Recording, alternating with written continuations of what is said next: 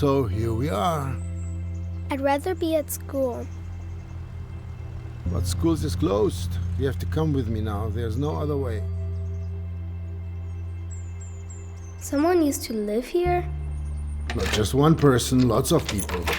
But not all at the same time. Why didn't they clean up their own stuff?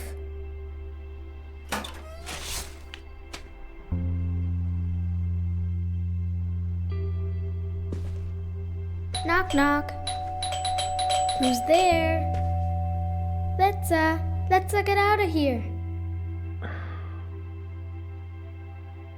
You better come inside. Everything's on the way. Then you'll have to walk around it, Dilosh.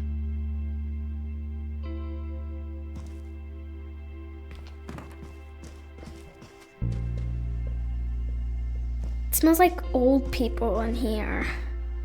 Dilosh.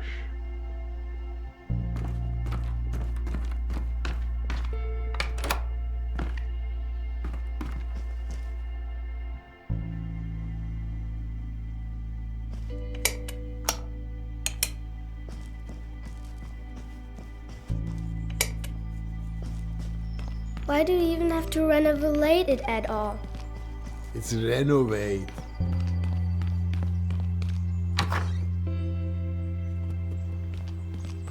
Dad.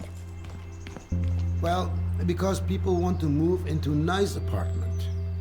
Can we move into a nice big apartment someday too? Dilosh, we have a nice apartment. You just have to tidy up sometimes. Yeah, but that won't make the apartment any bigger. Help me tear down this wallpaper. We'll be done faster then. Okay. If they weren't so heavy, we could make a mountain out of them. Pretty crappy.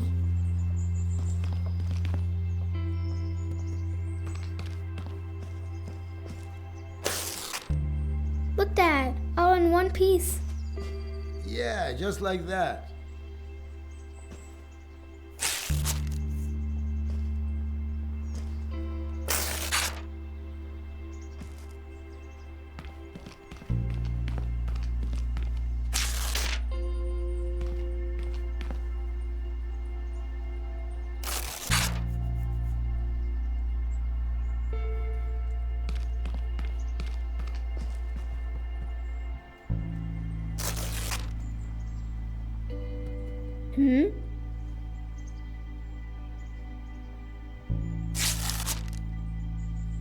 Dad, look!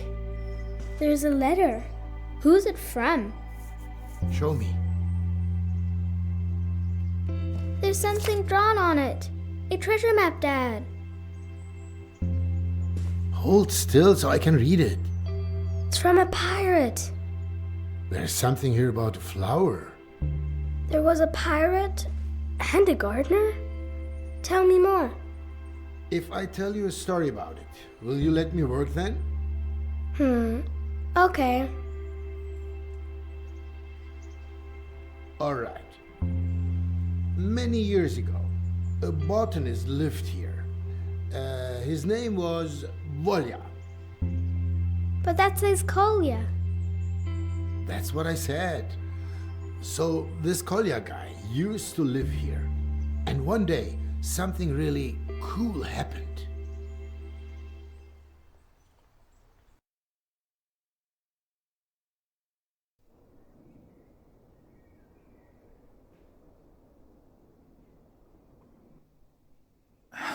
Here, a bit more water on your roots, Fridolin. But don't drink it all at once. You're always so difficult to reach. Oh, crap! Whoa, ah!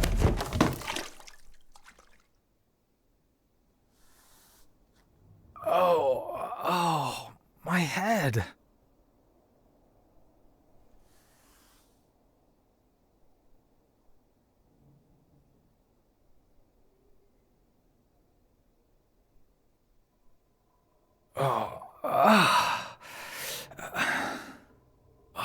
Why does everything have to be so damn hard?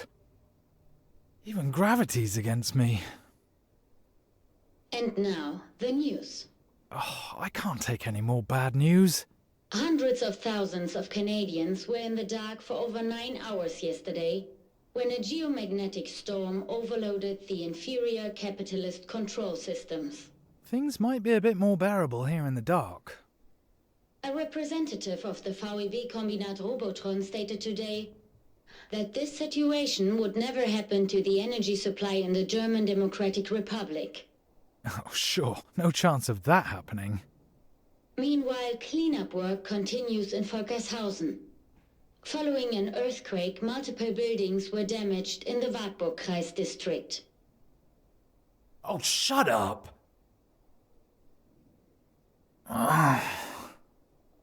Why should I ever get up again anyway? When you fall, you can actually just stay lying down if you want. That way, you save yourself the bother of being knocked down again. Everybody wins. And now, the weather. I said shut up! Stormy winds and rain are expected across the country from the early evening. Yeah, what else?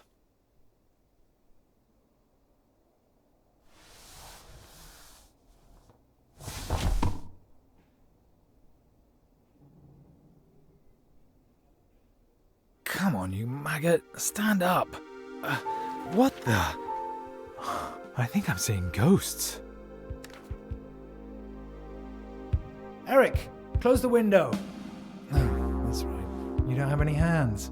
I have to do everything myself. Come on, Koya. Get off your ass.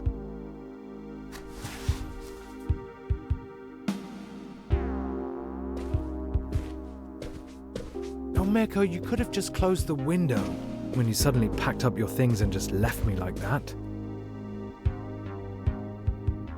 It wasn't a ghost after all. Something really did flutter in. A paper plane with writing on it. What is this? Airmail from the West? Hey, you there. Your orchid's head is hanging very low. So's yours. Do you maybe need some water? Or someone to talk to? Ah, there's a telephone number. And there's more. Greetings from the other side? They're asking if I need someone to talk to, Eric. Someone actually went through the trouble of throwing a paper aeroplane over the wall. Over the wall! Then it lands in the hands of the biggest loser east of the West. Don't be so hard on yourself, comrade. At least you're reliable at consistently failing. Oh, thank you. Very empathetic, Eric. There's a phone number here. Do you know what that means? Based on the area code, this number is from the other side. In other words, a fascist number. Calling it would be an incredibly stupid idea. Thanks for the assessment, Eric.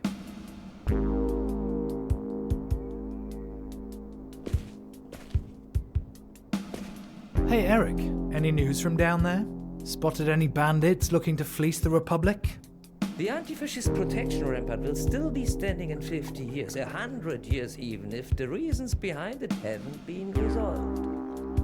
Be careful, Eric. Your can of food is far away and you can't get to it by yourself.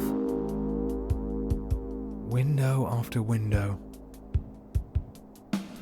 The television tower. The triumph of socialist construction.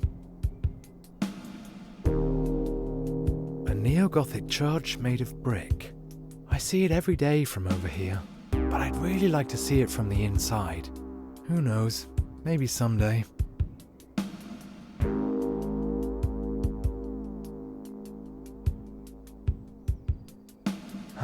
Can't see anything.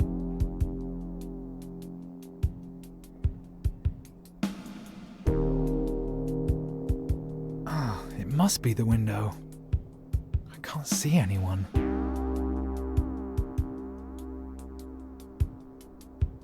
The building down there probably used to be a cinema.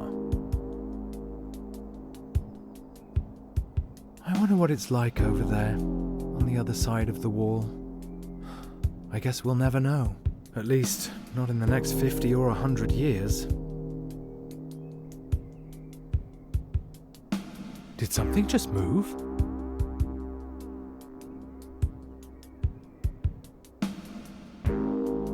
people down below wouldn't have thrown the plane, or would they?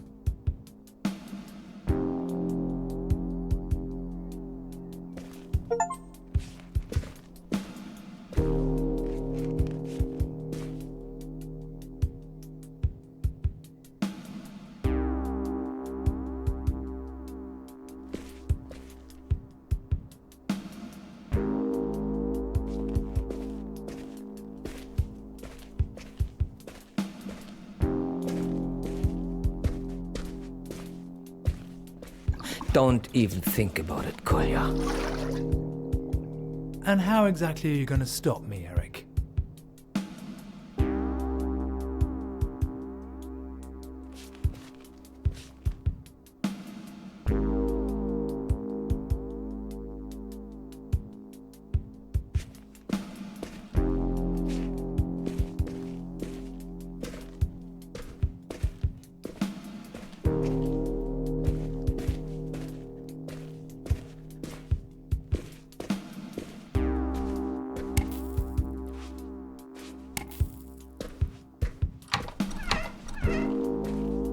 This place could do with some airing out.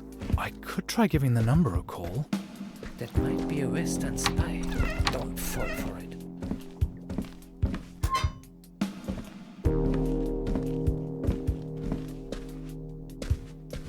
Comrade, don't you dare. Stop right now. Don't think anyone will answer anyway. Collier dials a number, nobody picks up, end of story.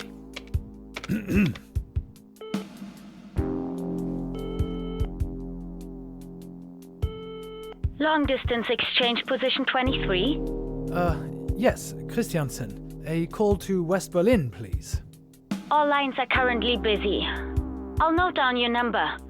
We'll call you back when a line becomes available. Thank you. Damn! Well, that's socialism in action for you. It could be 3 days before they call me back. Eric, you can cancel your report. Nobody picked up. That only leaves one thing. I could try sending a paper plane myself.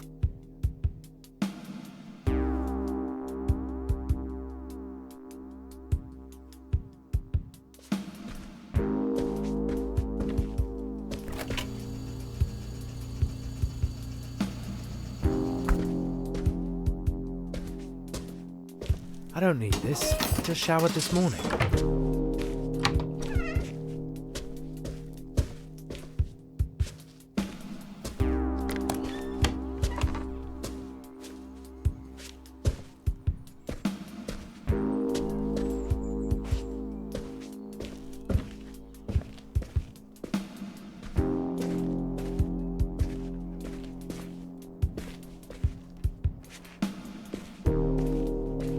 Mirko's towed Lily. He left her behind. Just like me and you. Right, Eric? If you would want to leave, why didn't you, Kolya? With Mirko? You know why. You belong here. If only I knew how to fold a paper plane. Oh, something just occurred to me. Mirko's niece left her activity book here. Perfect. You are an accomplice of the fascism that's swallowing us, Kolya. Hey, shut your gills, yeah?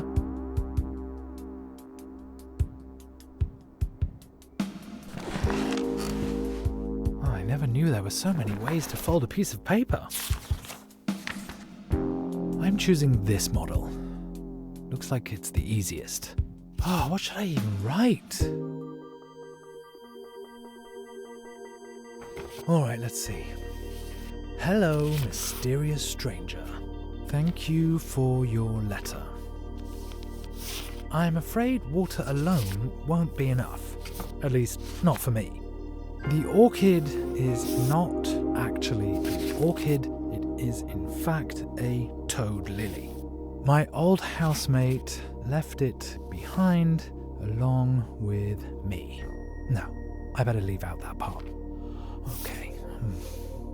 Somehow, I now feel like I'm being watched. Who are you anyway? Best wishes, Kolya. Now make a fold here. Another one here. And kids are supposed to be able to do this?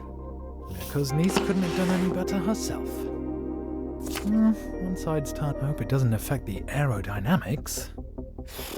Oh, good Lenin. This is ridiculous.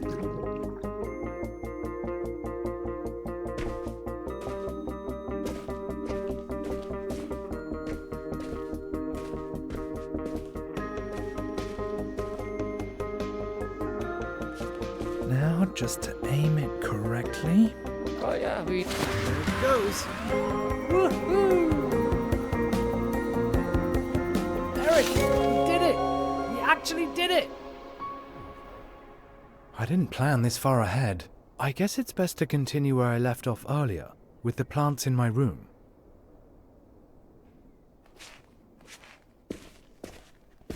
Yes, Eric? Let this be a warning, Kolya. There's no place for the... Oh, you poor plants. You look really thirsty. Don't end up like me. Well, there's no real need for botanists under socialism. But you could still make something of yourselves. Hello, Maurice. As noisy as always, I see. You could do with a trim here and there. Not too much, though.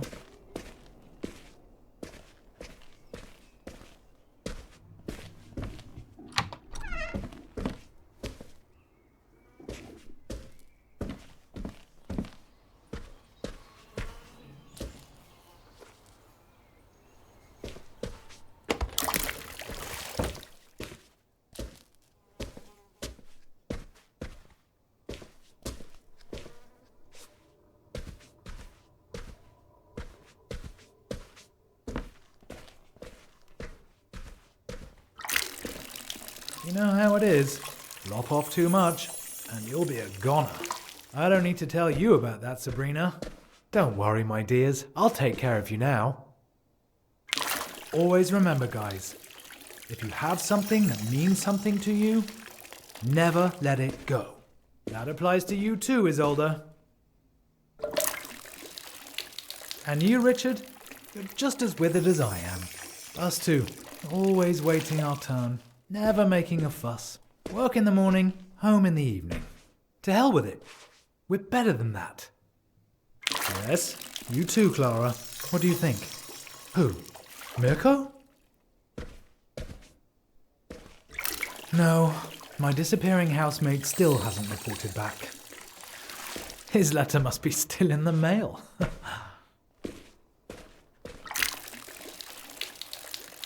Sorry. The idea's just too funny for me. But don't worry, I'm not like Mirko. I won't abandon you. None of you is dying on my watch. I believe in integrity and loyalty. I don't shirk my responsibilities, unlike some people. But if everybody runs away and only thinks about themselves, who's going to think about me? So that's enough drink for now, my friends. Oh, what's that?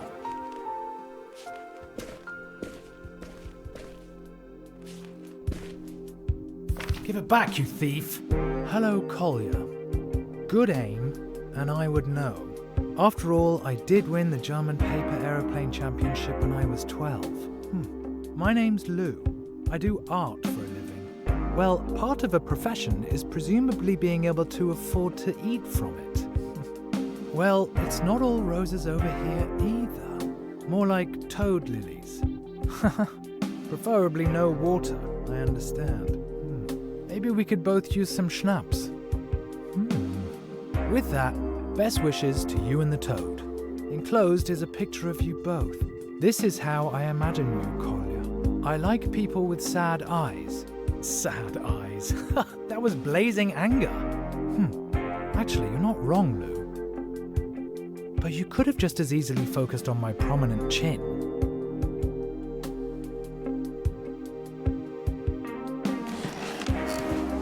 I can't craft the same plane again. That would be embarrassing. Then again, I have two clumsy mitts where my hands should be. Oh yeah, if you were as motivated at work as you are when making paper planes, you'd already be a hero of labor. I easily make up for my lack of talent with my massive ineptitude, coupled with an unusually long and persistent losing streak. So, hello Lou. I'm a late bloomer when it comes to paper planes. Here's a portrait of you in return. I did it in a more of a deconstructivist style. I'd send you a shot of Schnapps, but it wouldn't work. I think it would disrupt the airflow. But maybe I have a better idea. Dinner? You at your place. This is probably the dumbest idea of all time. Or the best. But probably the dumbest.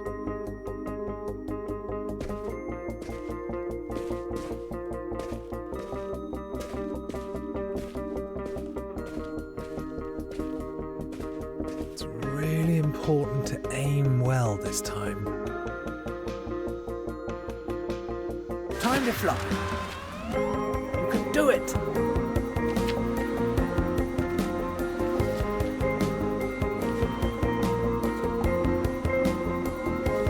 Okay, new model delivers on its promises. Now that I've suggested dinner, I should probably go check that I have enough food. I hope you can come up with something better than the stuff that you serve me.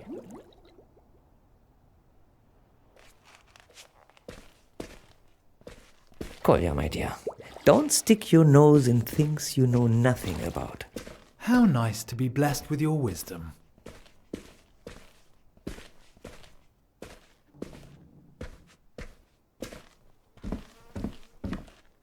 There should probably be at least 3 courses. Oh no! It's alive!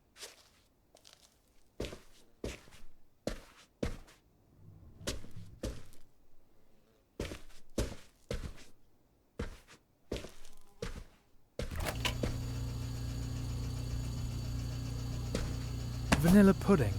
Oh, only 2 days out of date. It's still good. Ugh, I'd rather cut my stinky socks into slices and eat them instead of this leftover cheese. Yesterday's leftovers are in the oven, or are they from the day before? I could make something out of that.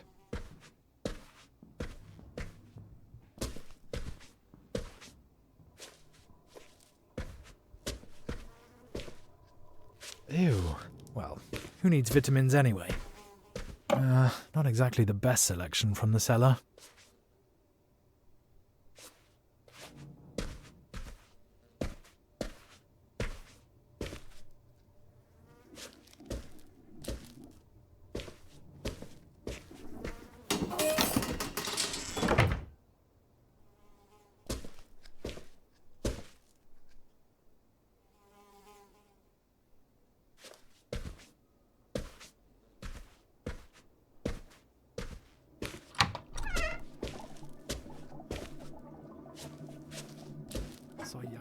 Soyanka soup! All I see is Soyanka soup! The reply's already here, or the rejection, should I say. Lou writes, dinner this evening? Lou checked off maybe. In brackets, only joking, I'm in! Here's a menu suggestion. Lasagna from yesterday. 2. Banana split for dessert. 3rd, absinthe, a nightcap, also for dessert. What have you got on offer? P.S. Here's a puzzle. Well, do you know what it is? Typical West German. Lou's menu doesn't sound that much better than what I've got here. Maybe I could spice up the lasagna with a certain ingredient. Herbs actually go really well with lasagna, and they're light too. Tarragon, an unusual choice, but delicious. Sharp and sweet, vaguely reminiscent of aniseed. Lovage, a bit of that and the lasagna will leave a lasting impression. Strong, aromatic, distinctive. Thyme, a real classic. It has a great flavour and will give the lasagna that certain something. Very good. That'll give Lou's lasagna the finishing touch. And now I'll pack it in the next letter. I need a model with a cargo hold for herbs. Oh my, I wonder if this is gonna work. Lou, that sounds like an exquisite menu suggestion. Lasagna tastes even better the next day anyway. At least, that's what I heard somewhere. I've attached an ingredient to spice it up. Thyme, fresh from the windowsill. This general-purpose herb will give your lasagna a mild, aromatic zing. I just looked in my kitchen cupboard. It's solyanka soup for me today, yet again. Mirko, always all right. Let's try to smuggle this valuable cargo into the West. Oh, my heart, it's melting.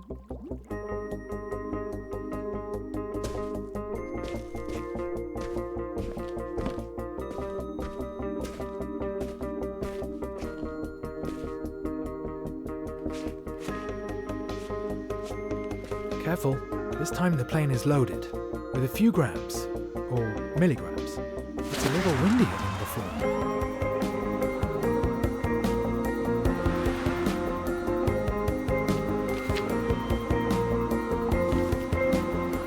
There you go, my lovely herbs. Fortunately, I have some more.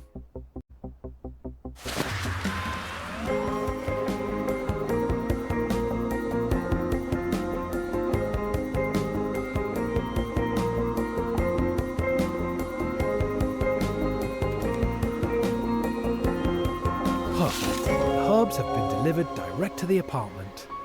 Now, off to the kitchen with you, chef. This gourmet menu isn't going to cook itself. Why don't you make some food for me? Just remember, the higher you climb, the farther you fall. Speak for yourself, Eric.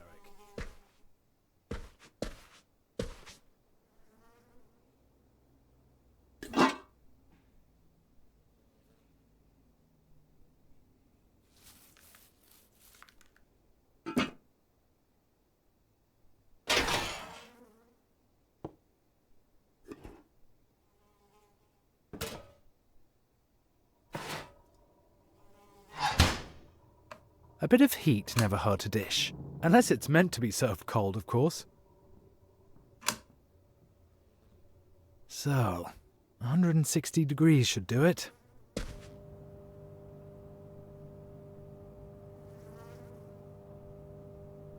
Ah, the pudding's already made, conveniently. You remind me of my upper arms.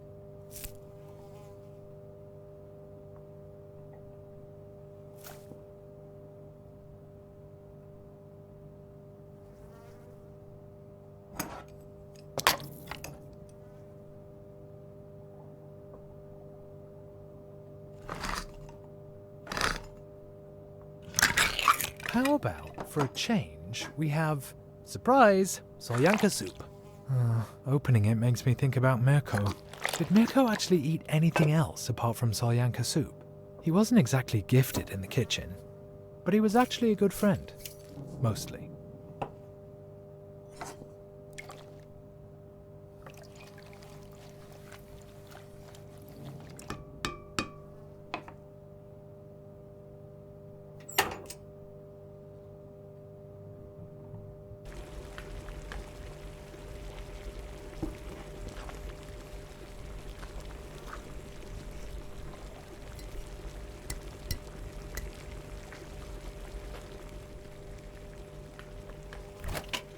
The beer goes in the fridge. I can't forget that, otherwise the whole thing will be ruined. I'm excited to see whether Lou wrote me back.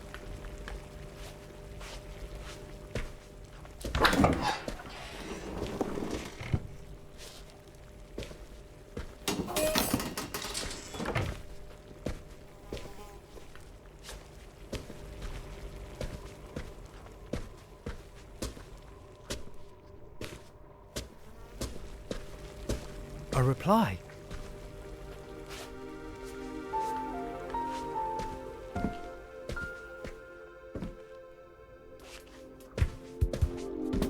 Let's see.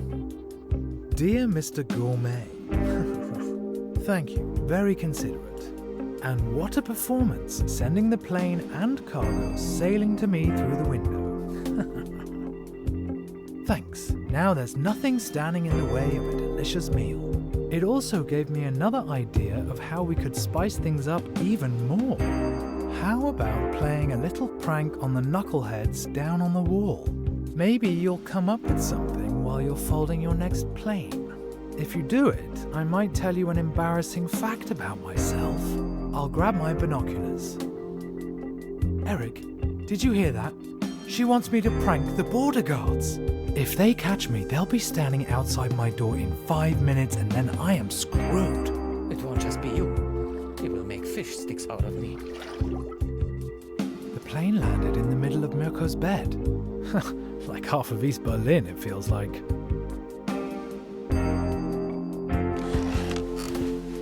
There must be some really crazy model in here. Kolja, the guards are going to feed us to the dogs when they catch you. Well, we have... Dear Mr. Head of Surveillance, why does a Trabi only have one tailpipe? If it had two, you'd at least be able to use it as a wheelbarrow. Greetings from a law-abiding citizen.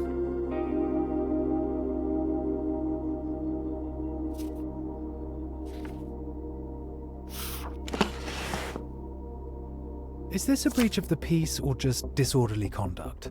With your bad luck, you are begging to be caught. Eric? You should do good deeds for socialism, because socialism leads to a better life for all working people. Ah, thanks, Eric. You just helped me with a really important decision there.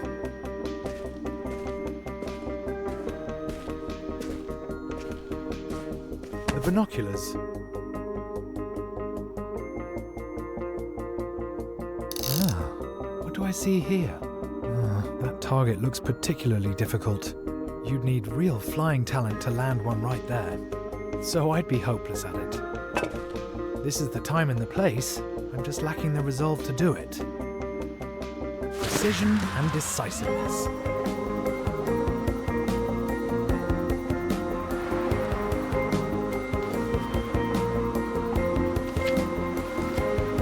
A textbook throw, and in this wind. I'm starting to get good enough to enter the German championship myself. The only question is, which Germany? Wasn't my intention, but how did they know where the plane came from? Stay calm, Korea, just stay calm. Haha, you suckers! Keep looking for people fleeing the Republic. Oh, now that was a close one. Today's finally starting to be fun. Alright then, on with the show. Time to put on my glad rags.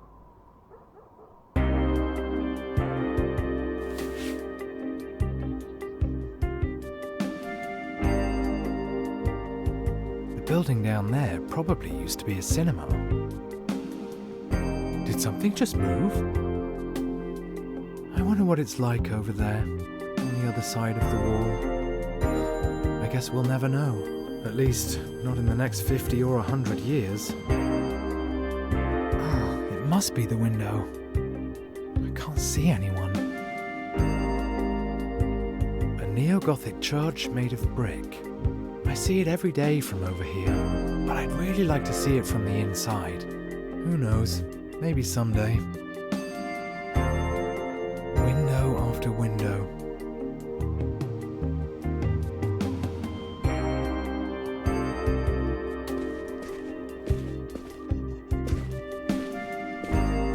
What now, Eric?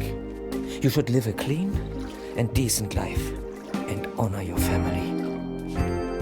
Okay, I think I'll reconsider giving you your food. Maybe you can go another day without.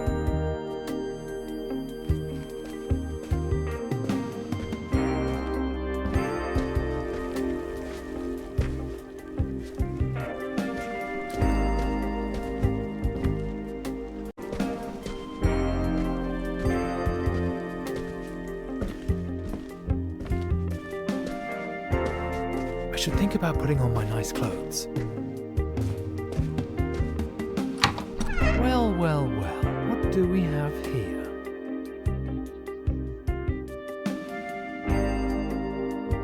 This is probably my nicest jacket. I wonder if it'll impress Lou. In any case, red is a stylish color.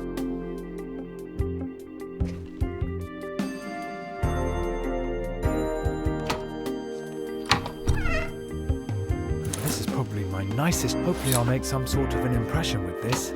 Luckily Lou can barely see me from there. Now, that's what I call a bold outfit.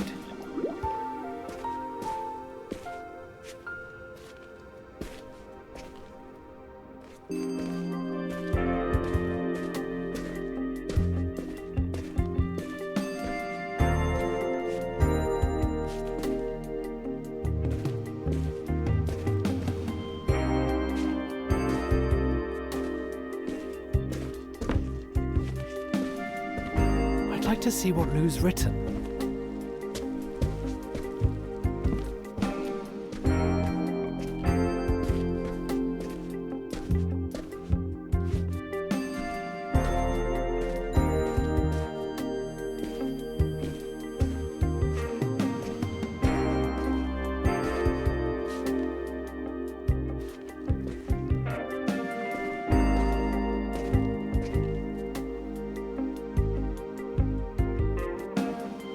Lou wanted to tell me a big secret.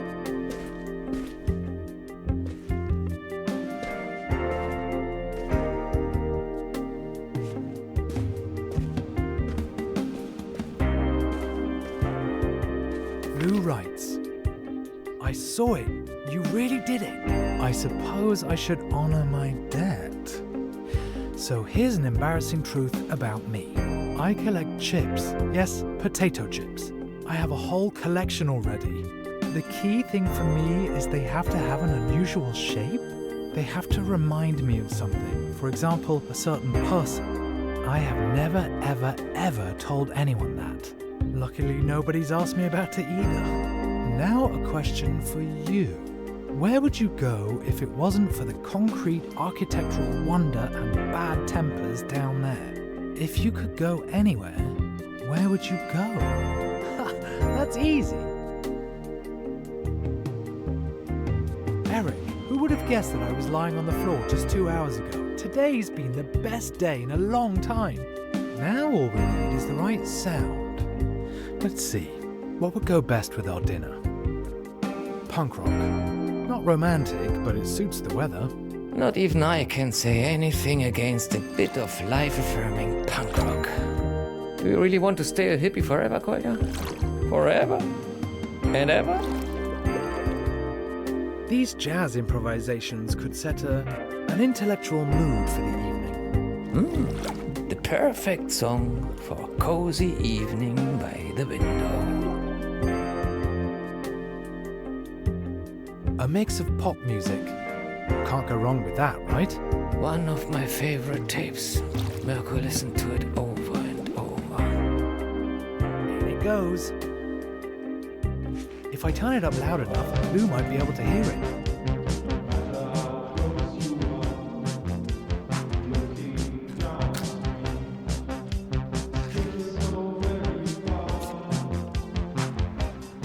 It's quite cozy here. All that's missing now is Lou.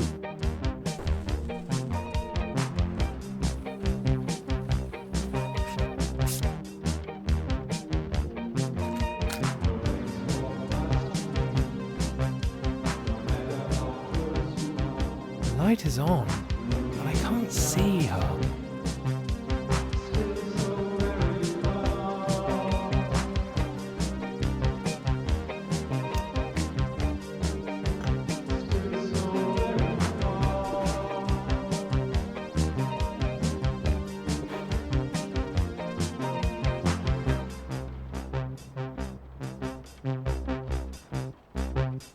Oh, Eric, I didn't mean to forget about you. You should get something to munch on too.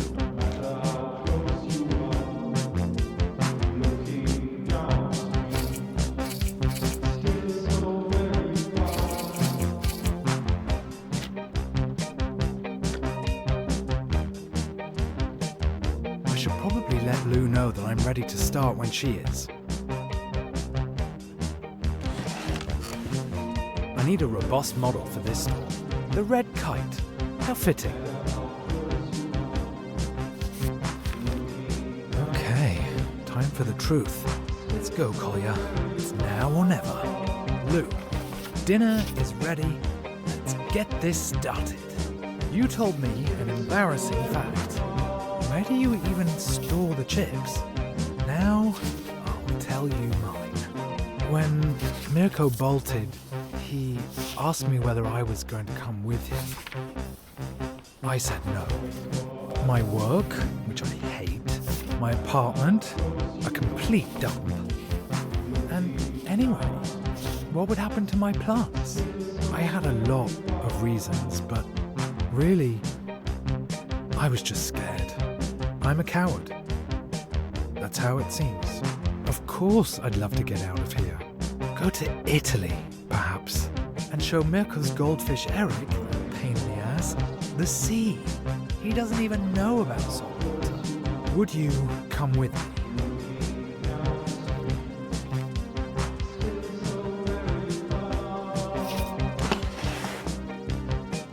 Another plane, and then we can get started. Oh, I'm so nervous. I'm starving too. I haven't felt this alive in months. It's getting windier.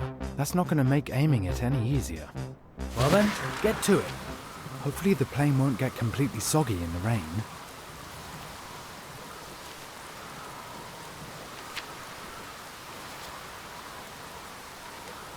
Just great. I pour my heart out and the plane goes and lands in the mud. Once more.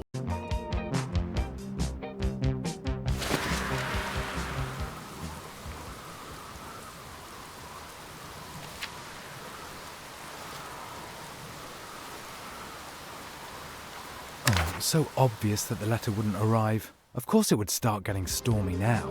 Once more.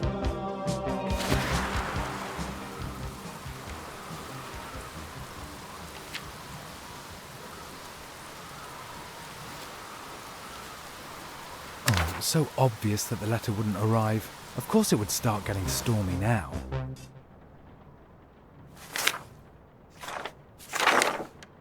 Oh, come on!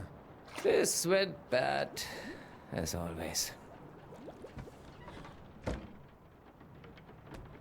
I thought I'd get lucky for once. That something would work out just one time. It's just turned into another complete disaster. I knew it. I shouldn't have even tried in the first place. Oh, the phone? Oh, that's all I need right now.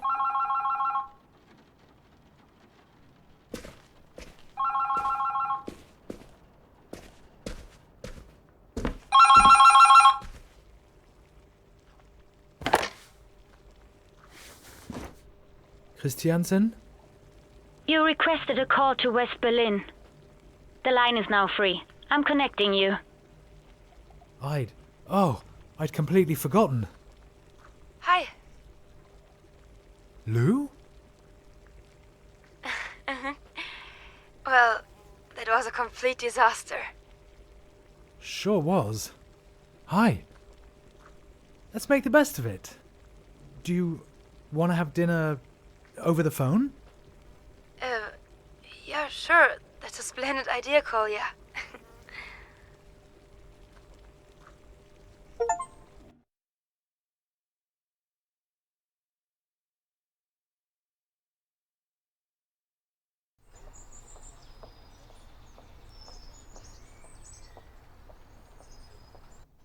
And what happened next? Did they fall in love? Did they kiss too? How am I supposed to know? Probably. But they visited each other first. And then they realized that they both liked cheesy pop songs. Like you sometimes. They started tearing the wall down 1 year later, actually. There's almost nothing of it left today. I want to keep the paper airplane. You do that, but then I have to carry on here. No, tell me more, Dad. We had a deal, Dilash. Okay.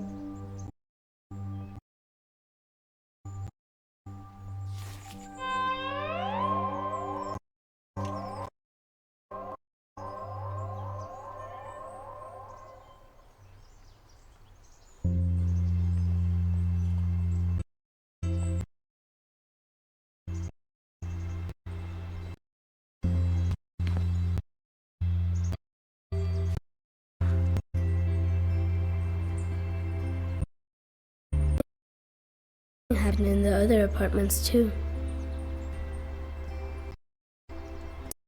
Seems a big picture.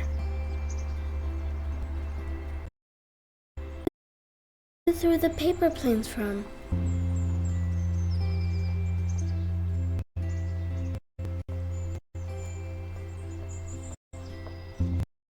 I've never seen such a big picture.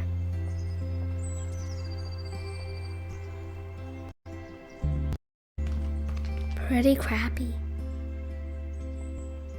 Wow, the apartment is ginormous. They used to build big. Then they put in walls, so there were more apartments.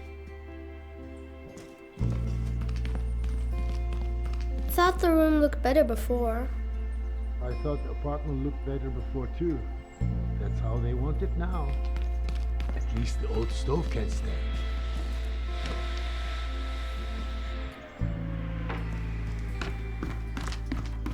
Why would anyone need this much space? It's more for rich people. Too bad. Can we be rich someday too?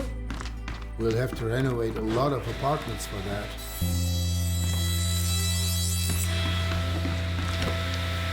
Come on, help me here, Rutu. You're just standing around. If I have to. You could hammer off the old tiles, or even better, could you look for my screwdriver? You'll need a hammer for the tiles, and you'll just need patience and sharp eyes for the screwdriver. Okay. Can I paint something like this in my room too? Whoa.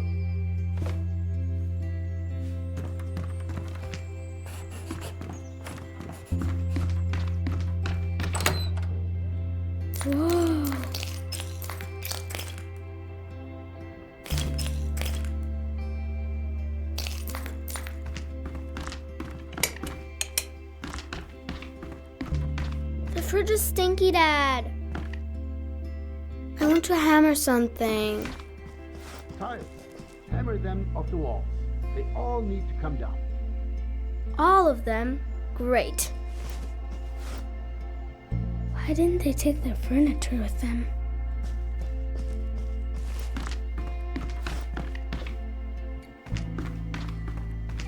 Now the apartment has 2 entrances.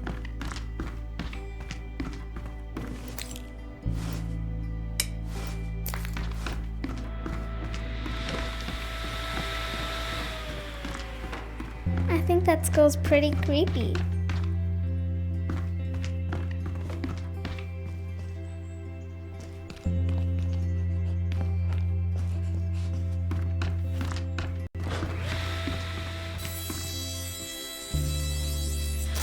Down with the old wallpaper. That's a funny mark. This old mattress is gross.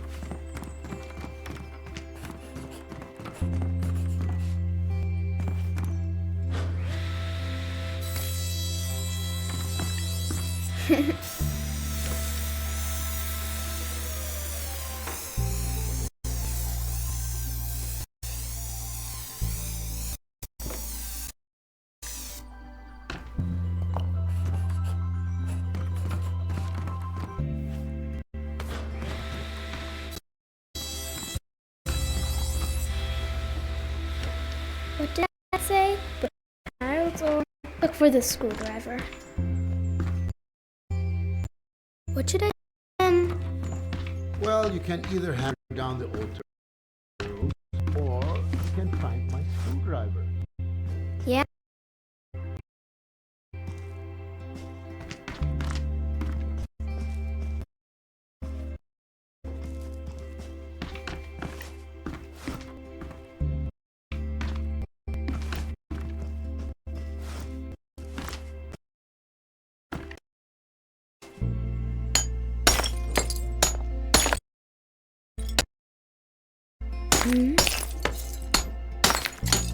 Secret hidey hole.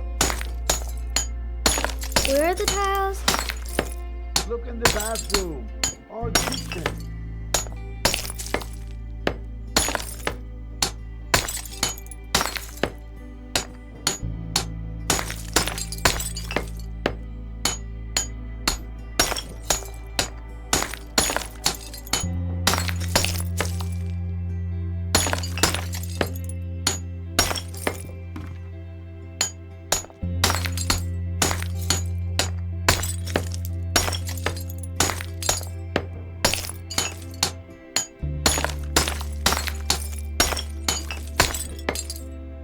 And where did you last see your screwdriver? Oh, Jilosh, if I knew that, I'd get it myself.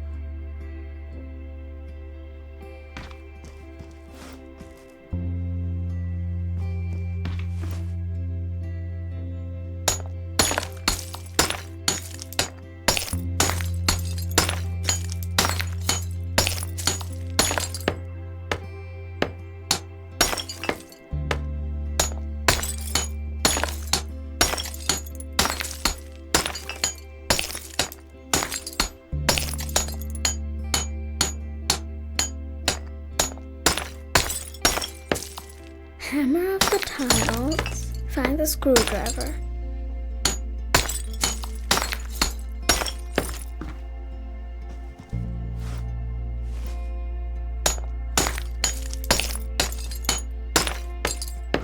Another arrow.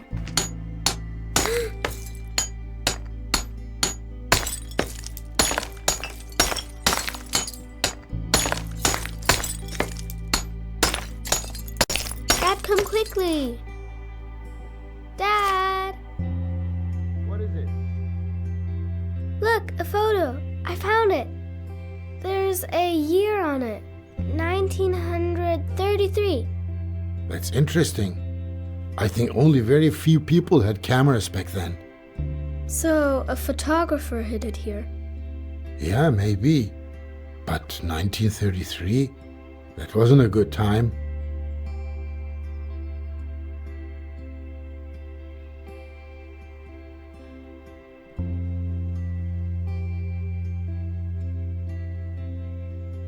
Huh? How come? They had enormous apartments. 1933 wasn't like any other year in Germany. Tell me. It'll take a while. That doesn't matter, Dad.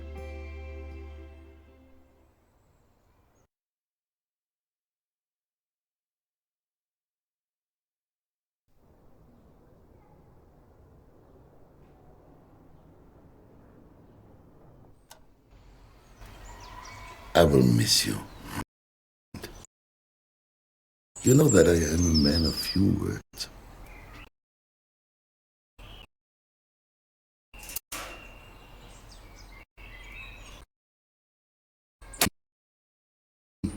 Go on now. The sun shines.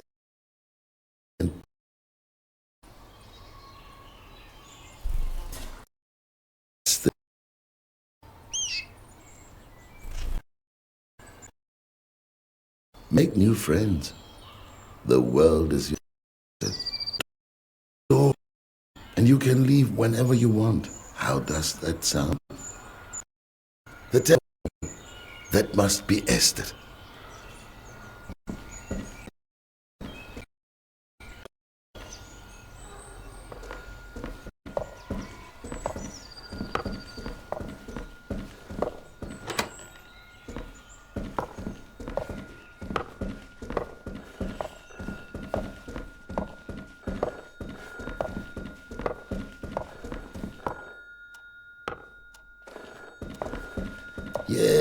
Yes, I'm coming. This old man's not as spry as he used to be.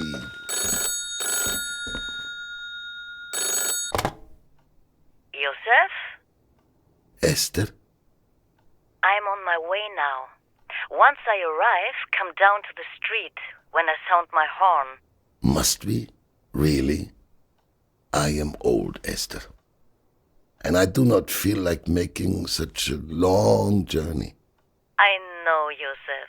For a fossil like you, it is a trek. Take your time. I will be waiting. Have you packed yet? I really don't know what I should pack, Esther. Do not worry, Joseph. We made a list together, remember? It should be next to the telephone. Yes, I have it here. Thank you, Esther. What would I do without you? Pack your things. Until then, Joseph.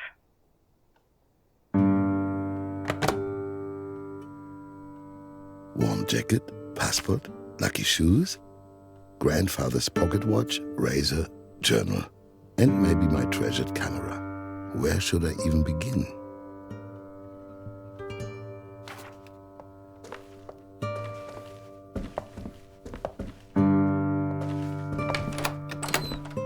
A living room, a workshop, and a study.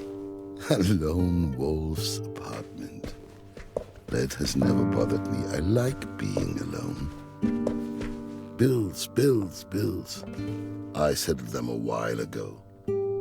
Ariane, a Russian girl by Claude Anet. The adventurous Ariane leads a wild life beyond virtue. Men fall at her feet. She meets Constantine, and both of them try to stop falling in love with each other. Unsuccessfully, I can say that much. I always said to Esther, "Who? The telephone? Is that Esther again?"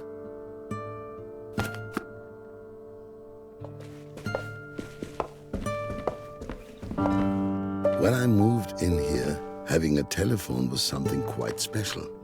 Whoever moves in after me will certainly be happy to have it.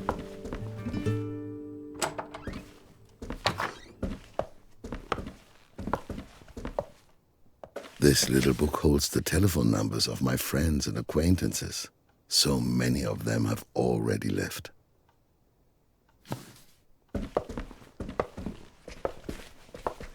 Bills, bills, bills.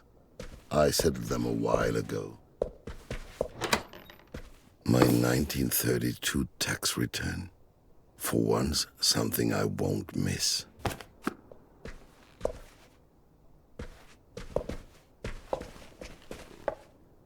Metropolis. A vision of the future is something only movies can provide.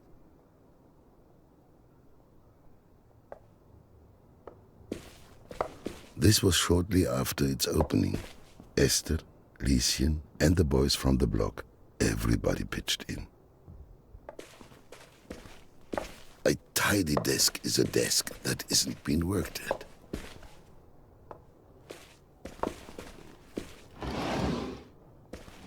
My insurance document. I certainly won't be needing these anymore. Documents upon documents that I no longer need.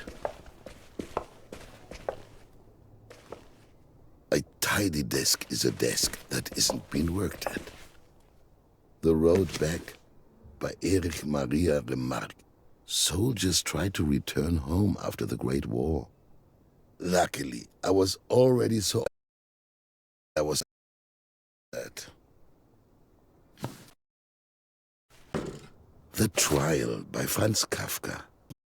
Met hotel, and I wanted him to sign the book. Didn't see the time. Sometimes it's me. Nobody needs the... Leaving the accounts behind won't be too difficult a decision. Sent me this screenplay. I liked him. It is terrible, but his passion for movie is no masterpiece, but La Dietrich won't forget. A Woman of Paris. Everyone expected another comedy from Chaplin, and then he came out with this deep melodrama. Audiences weren't grateful, unfortunately, so I had to stop showing it much too early. Der Raubmord am Spandauer Schifffahrtskanal bei Berlin. One of the first movies that wanted to tell a story instead of just reflecting reality.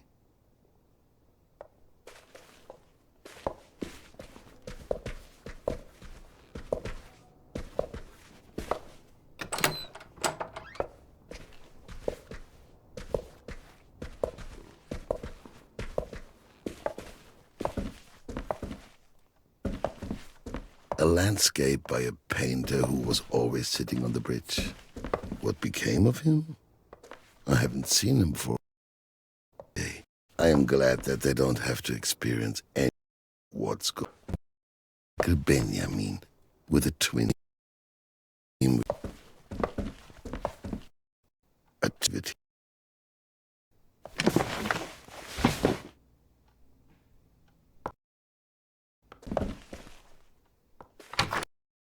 I lose. Old shoes are everything. Most good some new souls.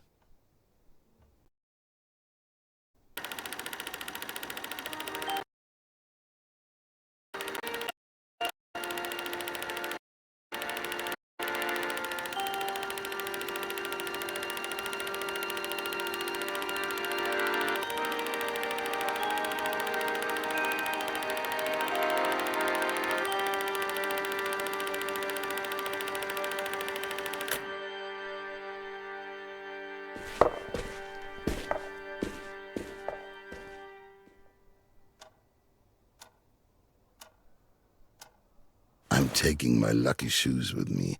I'm going to need some luck.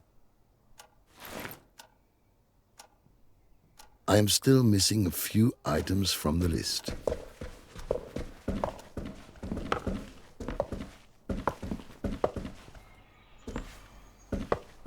For the longest time, I have wanted to take on this door. It has become stiffer and stiffer since I have lived here, and at some point, it won't be able to be opened at all.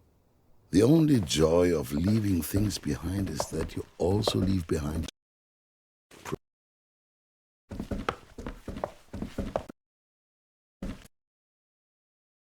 For 65 years, I had no nights the last few weeks.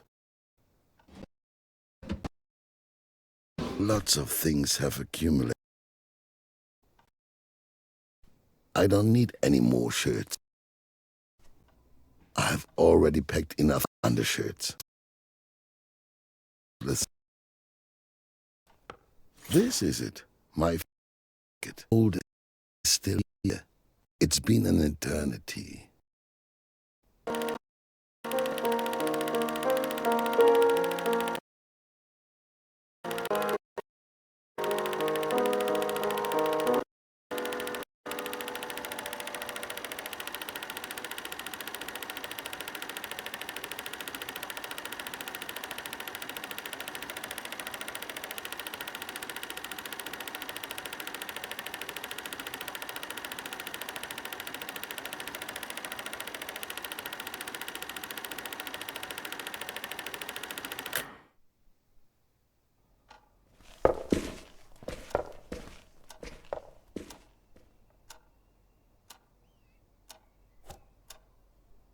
A jacket for cold days. What's the next item on the list?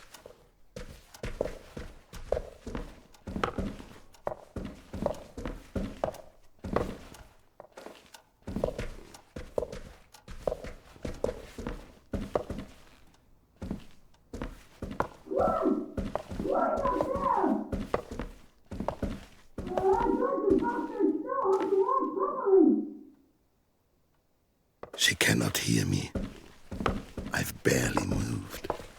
Miss Hellman, she doesn't say hello anymore, but she's not above that sort of thing.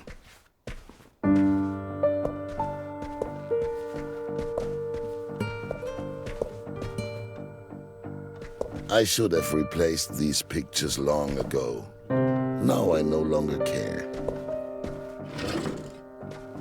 A lot of memories, but I can't take them all with me.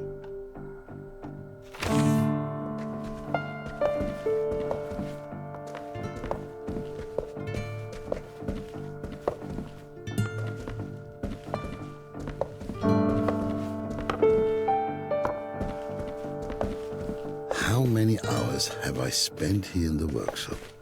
For nothing? I have always enjoyed repairing things myself, though. These contracts are worthless now.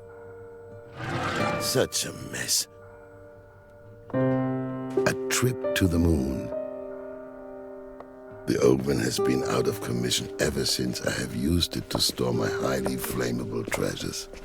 The Great Train Robbery by Edwin S. Porter. I love imported movies from America. 11 minutes of pure excitement.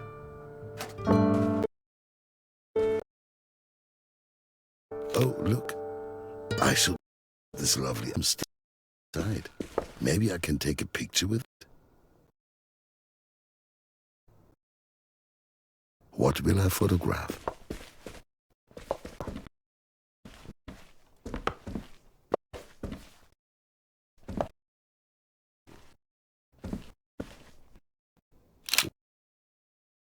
I'll develop the image once I've set up my... The first movies were documentaries. Is one person who changed everything.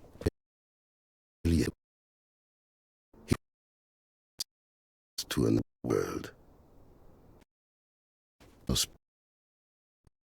The arrival of a train at La Ciotat, the lot of seats and fright as the train came toward them. Even if that isn't true, it was a good advertisement.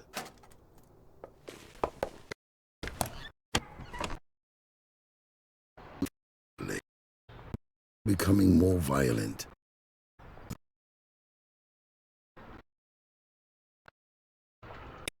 There it was. But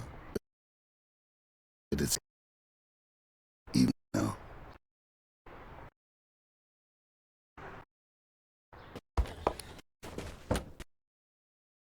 I'm risking must. First November 1895. Day of Green in Wintergarten. One.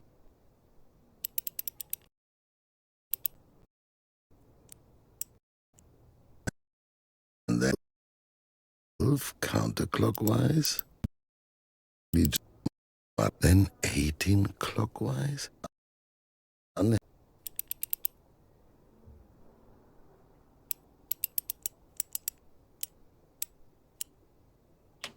then 95 counterclockwise. But the evening will always remain in my memory. There. Grandfather's pocket watch. The watch stopped on the morning of Black Thursday. It was truly a crazy coincidence. The coil spring snapped, but it can surely be repaired again.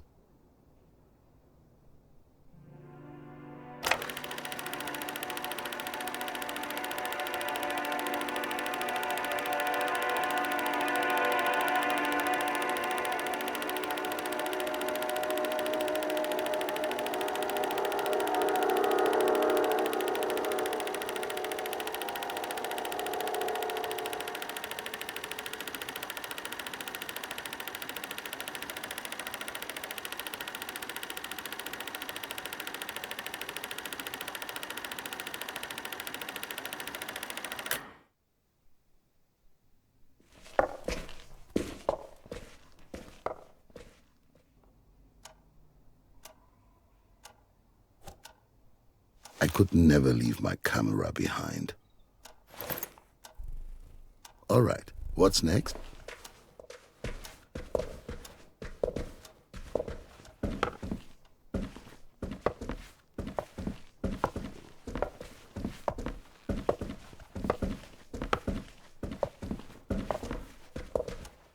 Plutonia by Vladimir Obruchev. I love Russian adventure novels. Hopefully, I'll also find some in France. Lieschen and Esther pooled their money to give me this painting of the Oberbaum Bridge for my 50th birthday. I kept telling them they didn't have to get me anything.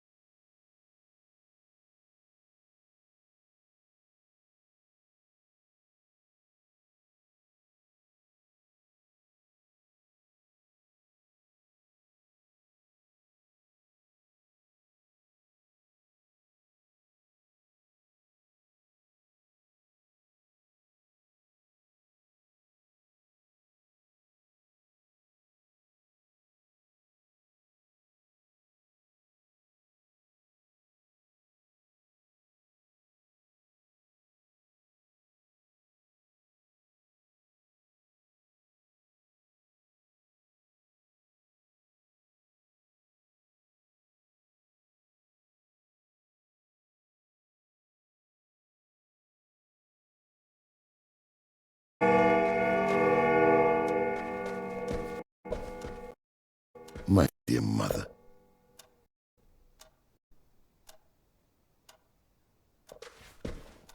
Paris, said une fête. A little glass of wine here after the last screen. Something I held sacred. The end of a good day. My father as a young man.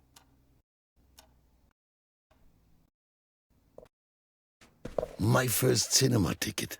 It was Raubmord am Schifffahrtskanaal in 1896. The Edison Theater on Friedrichstraße. Straight away that was the life for me.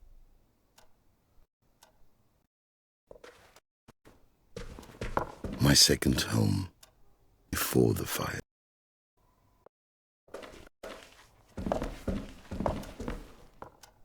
I have a distinguished Pinot Gris from 1928. It isn't kosher, though, but nobody needs to know.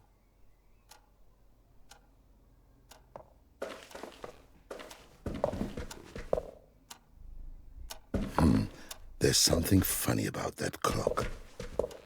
This table was already in the apartment when I moved in. It will also remain here after I leave.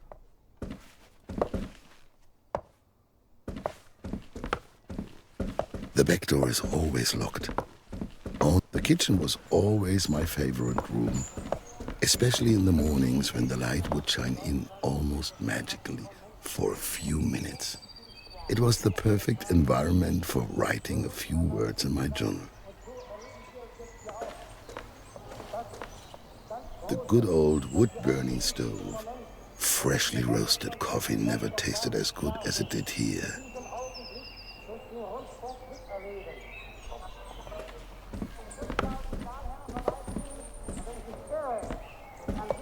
The good old wood-burning stove. Freshly roasted coffee never tasted as good as it did here.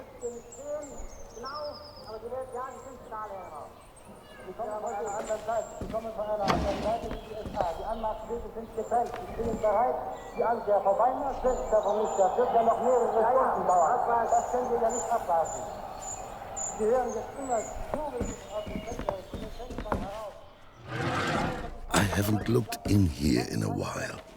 Doesn't seem important. I think I'll manage without this stuff. Where did all these useless things come from?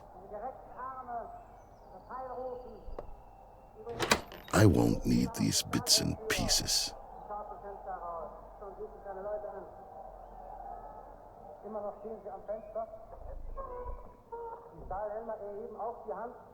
Some of my Jewish friends only drink bottled water because they believe their water is being poisoned. But I think that's poppycock. We aren't that far along, I hope. I will leave everything as it is. Whoever comes after me will be able to use them. The last letters from Jakob and Elsa. Without them, things just aren't the same here. The ice in the fridge will quickly melt.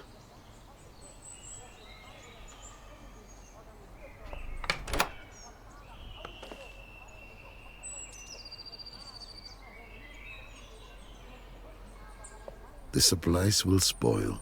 I cannot take them with me.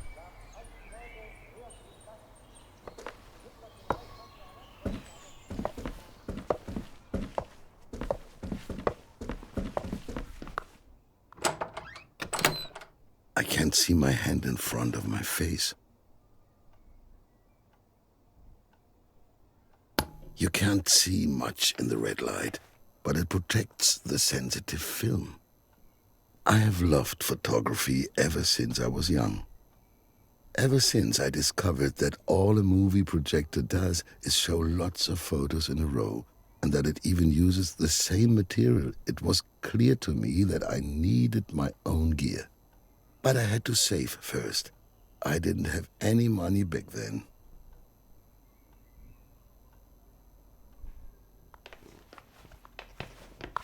You can always use a razor, no matter where you go. Here, look, I had completely forgotten. This photograph is from the Great Depression. I had come up with a few things to give people their cinema experience. Movies are especially important when people are going through hard times.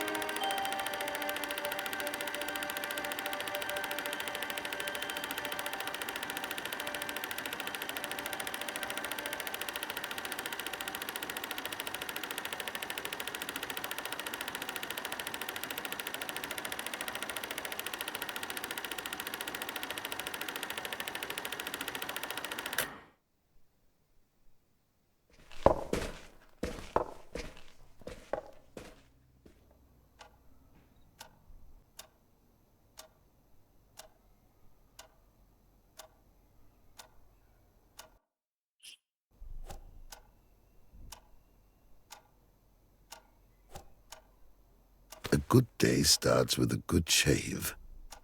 Reminders of my old life. Done. Not much is left on my list.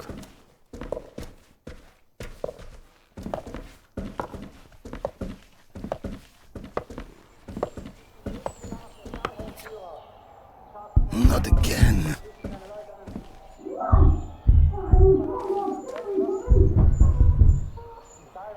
I should hurry.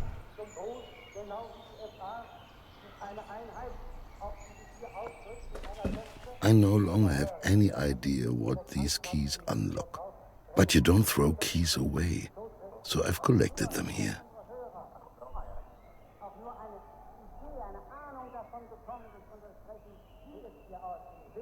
This is not the right key.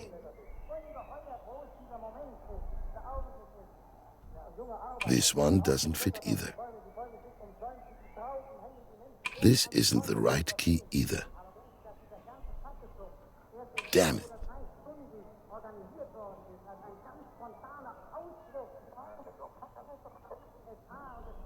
The key fits.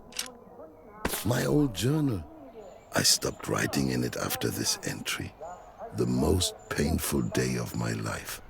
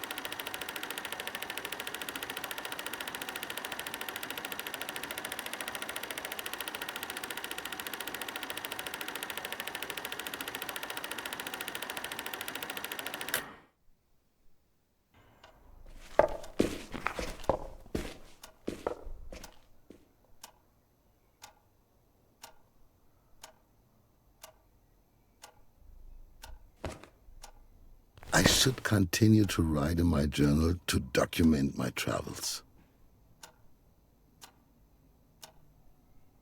Just a few items left.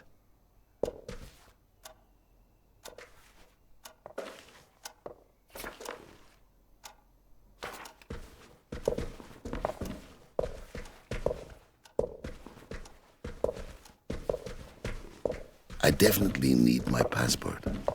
It must be in the office. Oh, Josef, you're not getting any younger.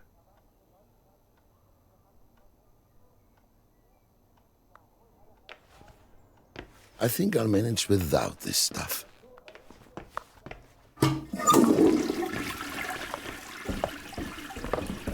I believe I stored my passport somewhere on my desk in the office. Esther, that must be her. Hopefully no one noticed. I'll be down soon, Esther. Give me a few more minutes.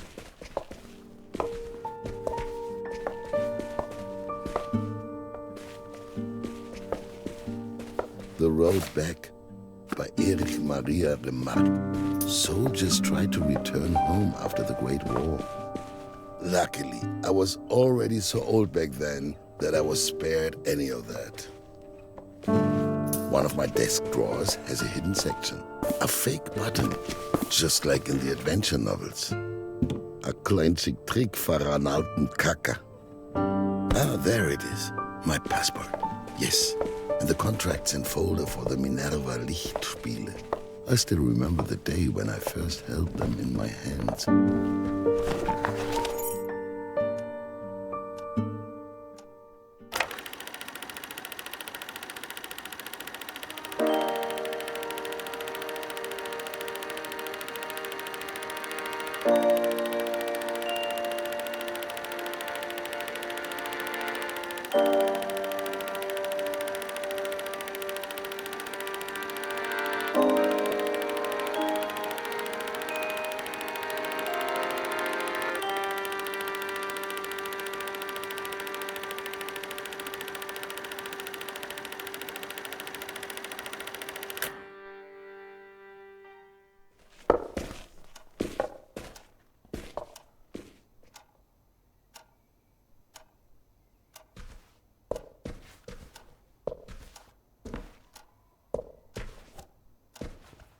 Let's see how far I get with my passport.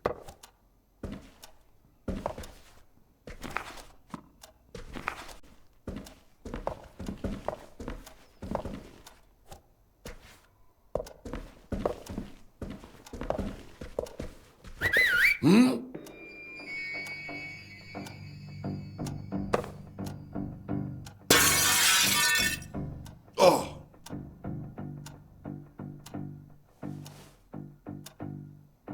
They're after me. I have to get out of here, now. I shouldn't bring this. It takes up far too much space. Or maybe I should? No, that would be absurd.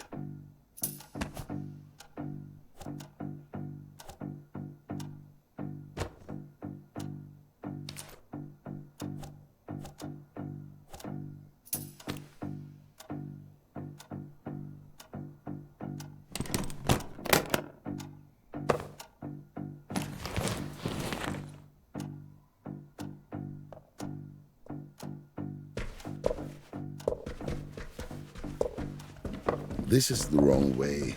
I need to get to the front door.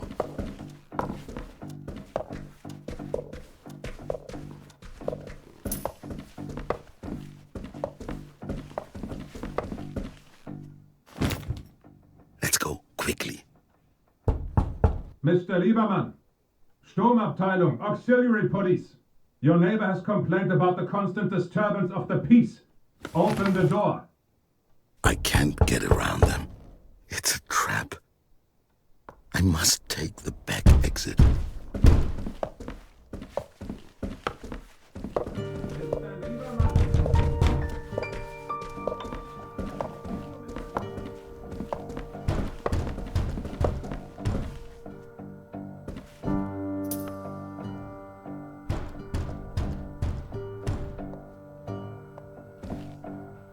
Quick, let's get out of here.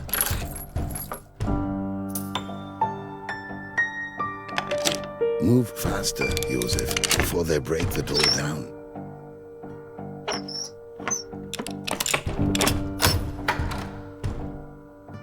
That's that. Goodbye, my old apartment. Or farewell. Tu sei fenos ad dakar, batome shubu b'nei adam yababon. Tu sei fenos ad dakar, batome shubu b'nei adam. Rai rai rai rai rai rai rai rai. Ya ba ba ba ba ba ba ba. Ay la la la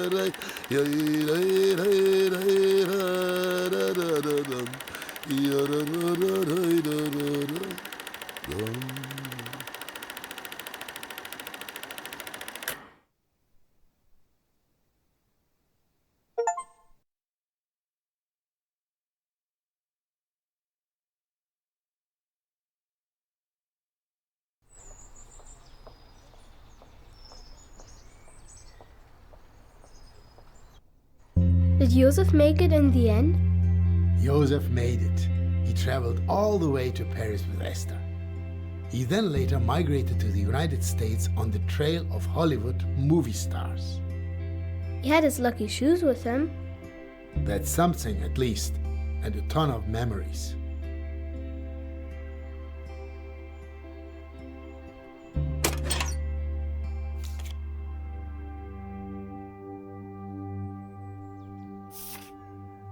Thankfully, those times are over. And now we have been chatting for ages. I need to get back to work. Look here, Dad. Dad?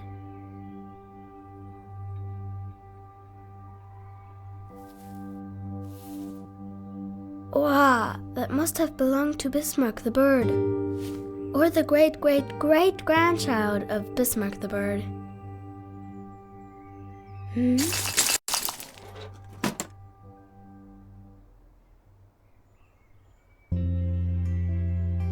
plate for me, a plate for Dad.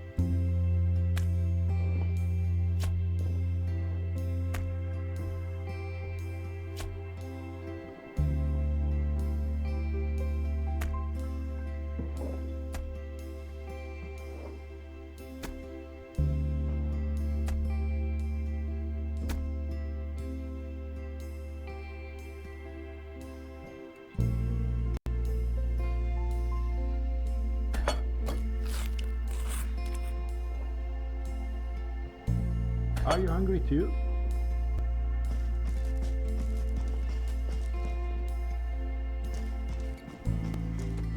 It wouldn't be so boring if there were other kids here. Not right now, sorry.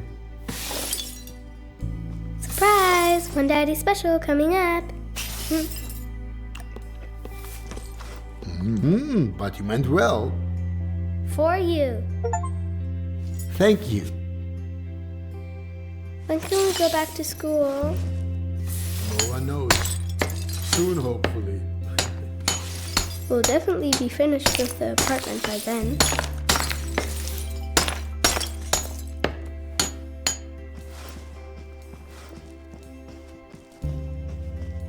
I'll take care of the food.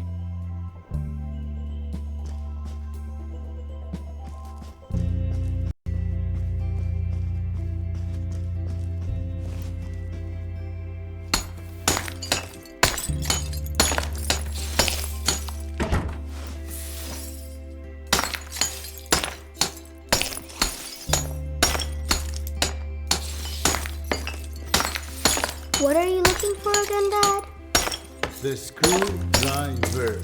Small, round, for unscrewing screws.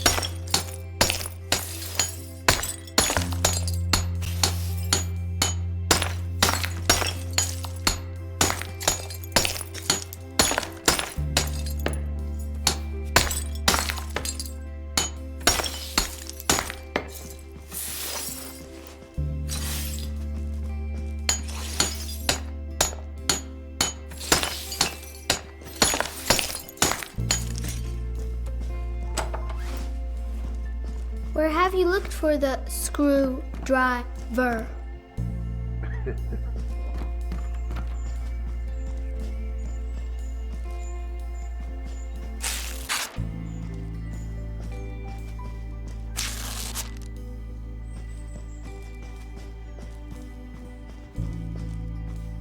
Lots of room in here. I'll leave it like that for now. Dad, can I have some apple soda?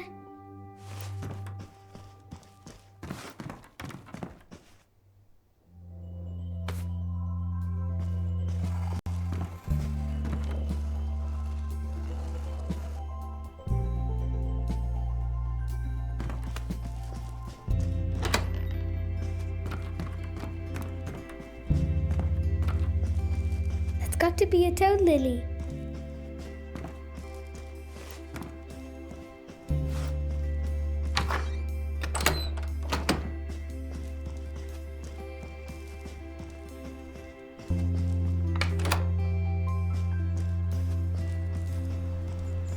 Pretty crappy. Boring.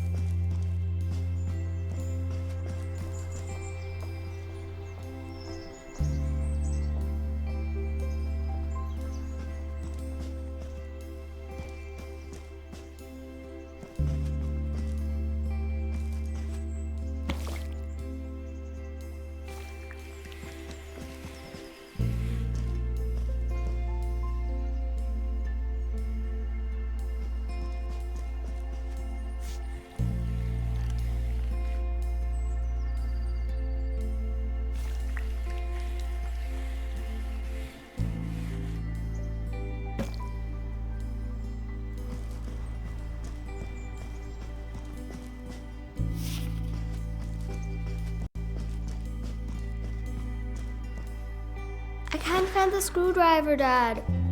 Must be around here somewhere. But did I leave it at home?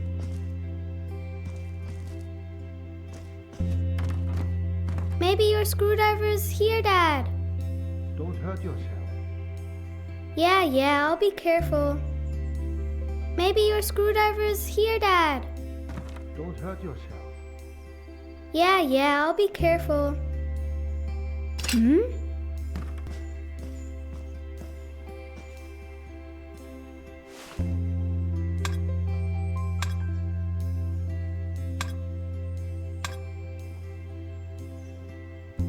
I found something. What is it this time? A star made of straw. But in the stove? Why would anyone want to burn it? Well, maybe it got really cold in here. How stupid. They should have just turned the heat up. No, you see, after the war, for example, there was no heating. Everything was broken.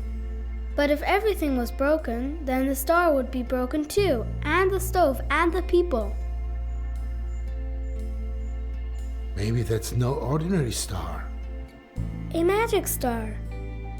I think you might be right.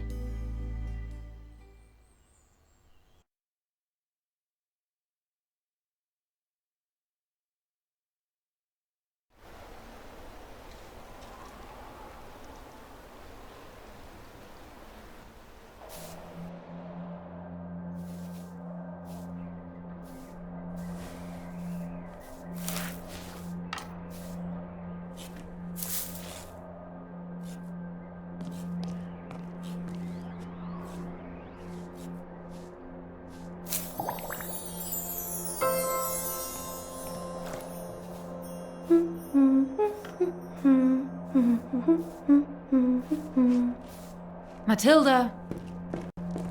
Matilda? Huh?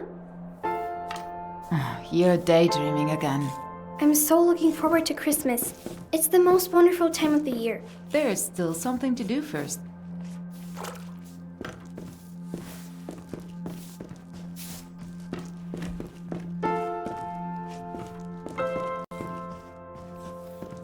Leave the food stamps there. They need to last us the next 14 days. Mom, are these stamps for chocolate too? Rarely. That Crook Conrad would rather sell them for cigarettes. What can you get for cigarettes? Good stuff, and things you can't buy with stamps. Real flour, bacon, sugar. The black market is a real Santa Claus.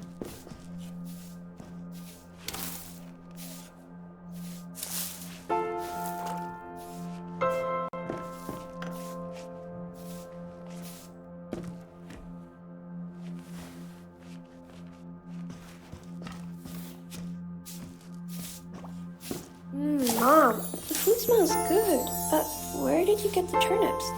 From the Zundbrunn station. Cargo trains pass through there with provisions for the Russians. I stood for hours in the cold. A sentry watched me and laughed at me.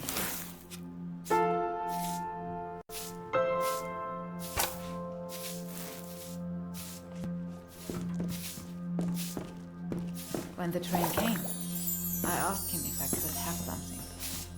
First, he mocked me, but then he threw 2 turnips from the carriage. That's good at least.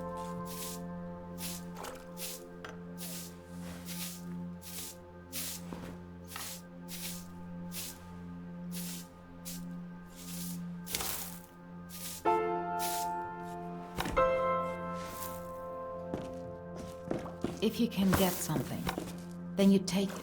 Got it? Laughter passes by, but a turnip in the belly lasts. Yeah? Will we do a hoarding trip again? There are barely any trains running at all. I wonder what's happened to the man with the funny voice. I haven't heard him for a long while. Leave it be, Matilda. He doesn't speak anymore. They play more music now.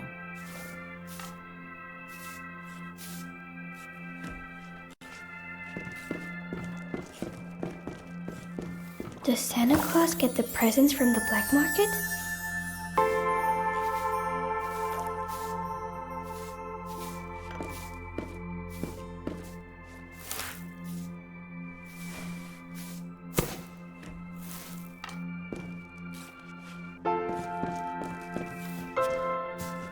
Where's Dad going to sleep when he comes home?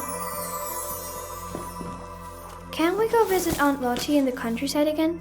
See the cows? It's not much better there either.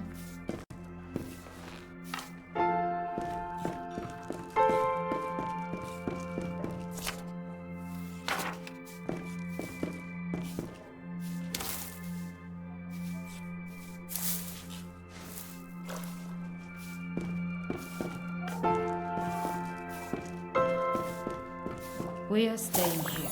This is our home. We'll make it pretty. Besides, if we move, Dad won't be able to find us when he comes home.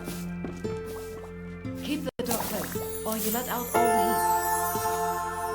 heat. Do you have to move rubble again tomorrow as well? Yes, there are only 8 women there today.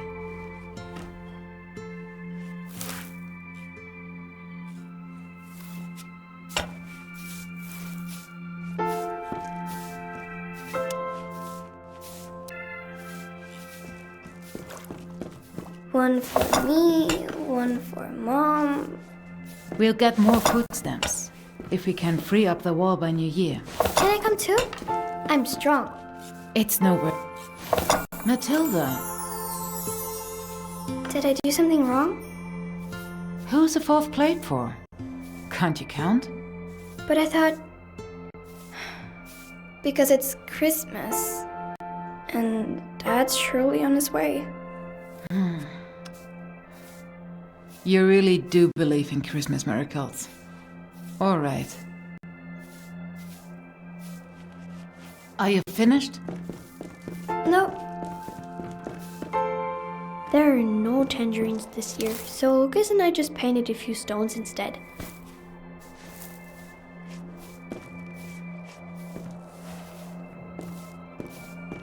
The neighbor gave us nettle tea because Lucas was coughing so badly in the hallway.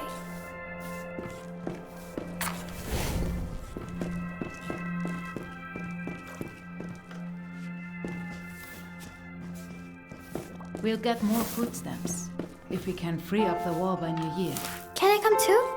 I'm strong. It's no work for children.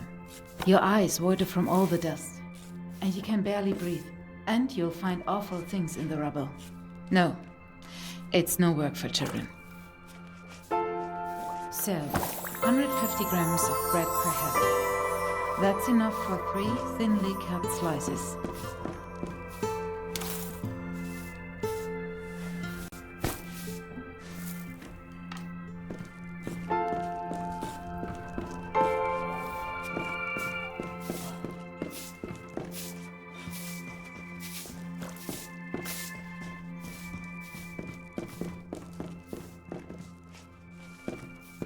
I dreamed of a chocolate cake last night. With cream and nuts. Sometimes I dream of Aunt Lottie's roast dinner.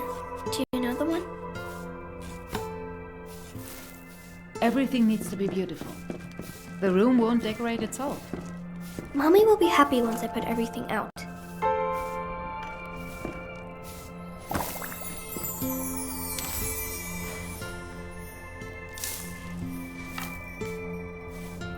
Would Dad be upset that Mom traded in her wedding ring?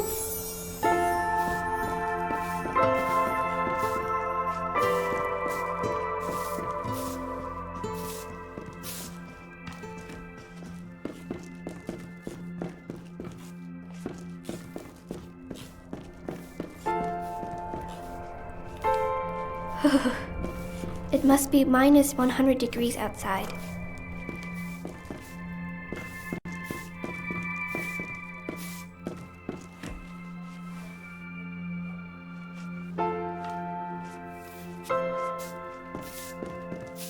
Mom says the city's slowly running out of wood.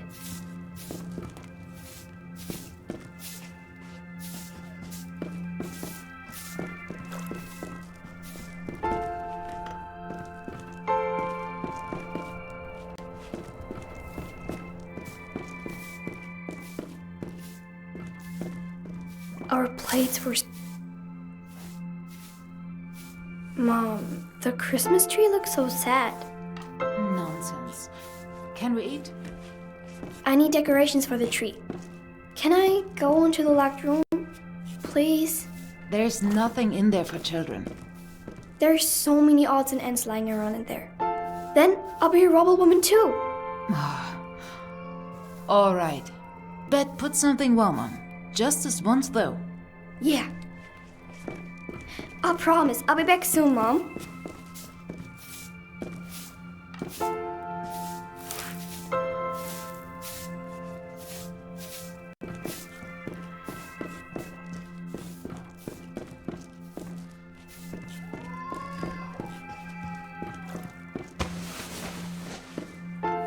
See you in a minute.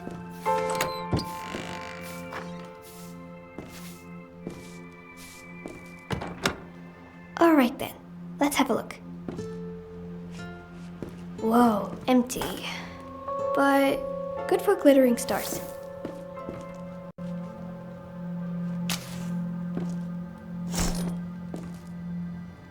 Rations, supplies? It looks a little like Mom's housekeeping plan.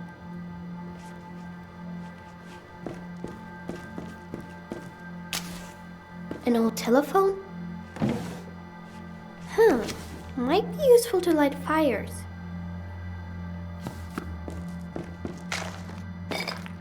Wir Deutschen für... I can't make out the rest, but it's pretty.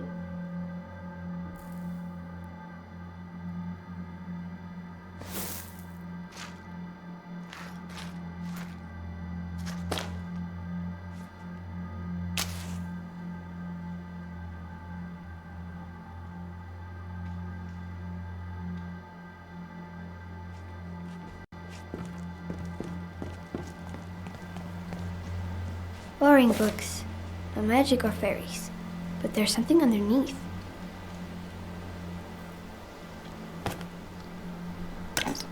Dad's medals. But today, they are Christmas tree balls.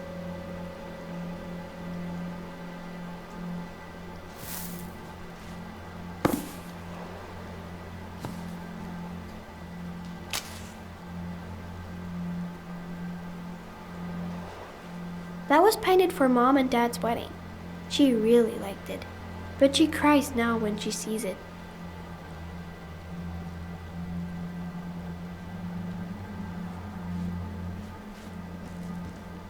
A map.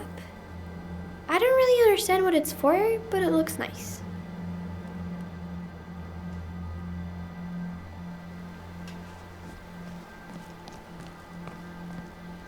Oh. Cow poop. Now they're stuck behind the lid. Dad played and sang so beautifully, but the lyrics were boring. It was always about the same thing.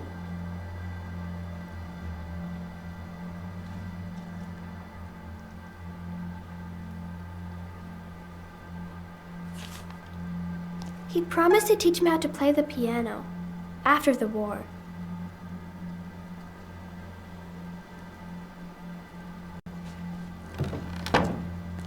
Dad's toys!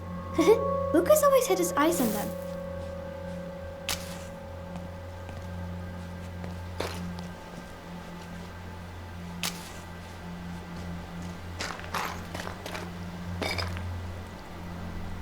Oh, look!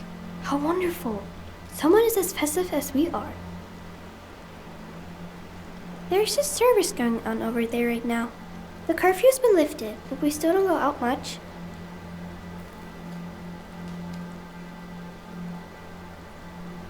Please, Yangs, give us some food or else we'll end up like Hitler too. Huh? But he's dead. That's Russian. They have funny letters. Lucas and I built it earlier.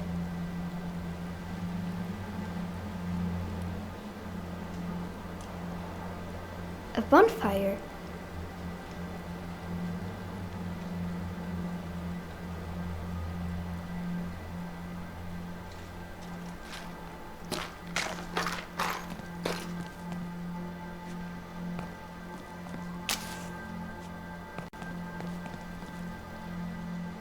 Apparently, the previous tenant gave us this as a gift, but we never used it.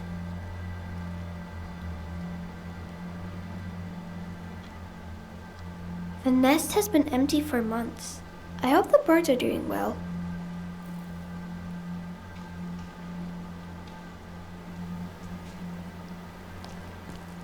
Dad played and sang so beautifully, but the lyrics were boring. It was always about the same thing.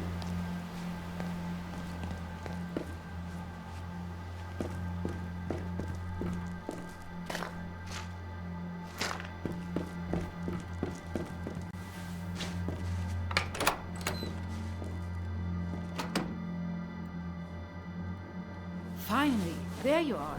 We are waiting. Almost done. I just have to decorate the Christmas tree.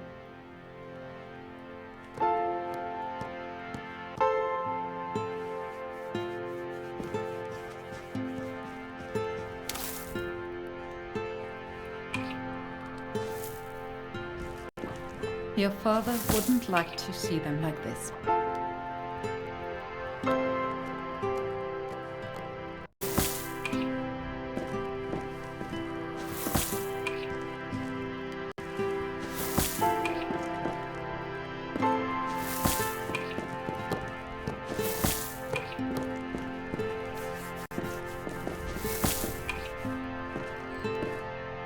Come on, sit down. We want to celebrate Christmas now. Your father's medals? This is bordering on disrespect. Mom, are you mad?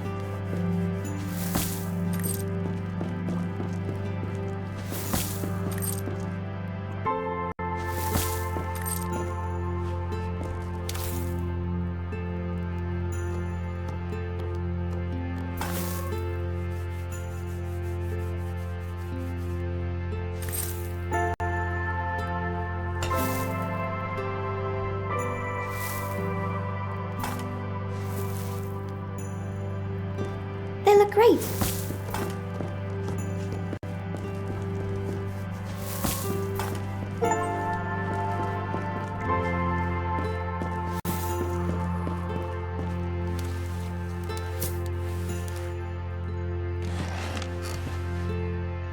Hands on the table. We are still civilized people. Mom, did Dad kill people?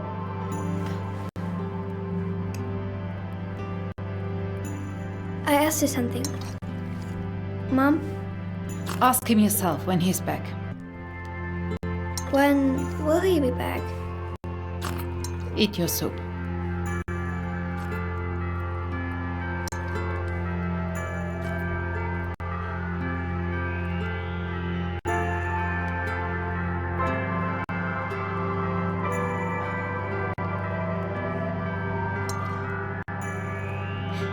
Why do we write letters to him if he never writes back? Matilda, you're ruining Christmas dinner for us with all your questions. One last time, eat your soup and keep your mouth shut.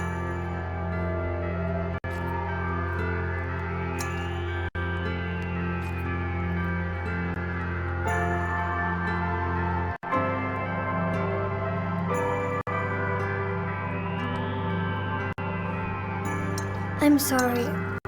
I won't ask any more questions. I'm just trying to get her through it all. If we had known... None of this is helping. We can only keep moving forward. Let's eat.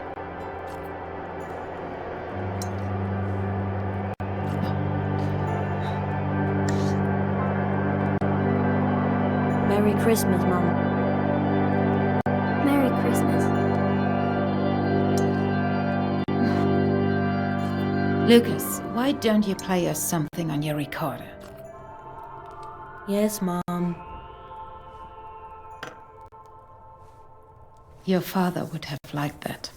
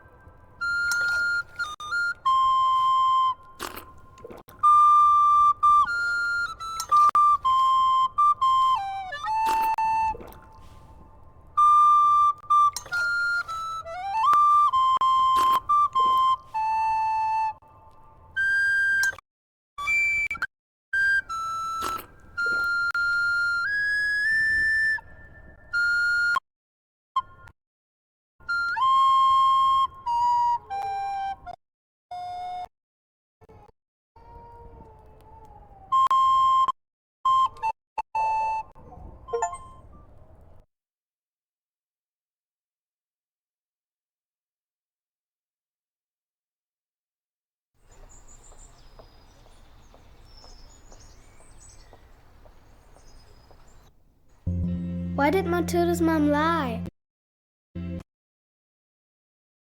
Somehow look different. Like in school, sometimes I see things differently too. School is important. Don't get into any trouble. Just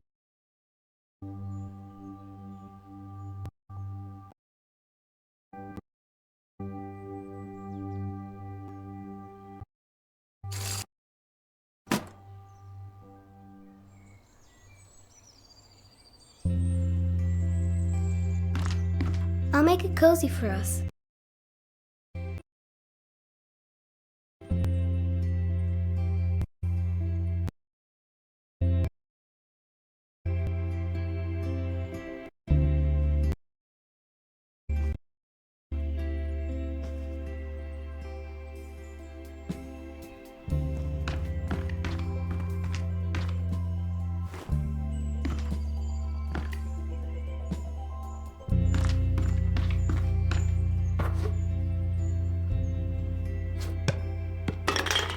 Sad.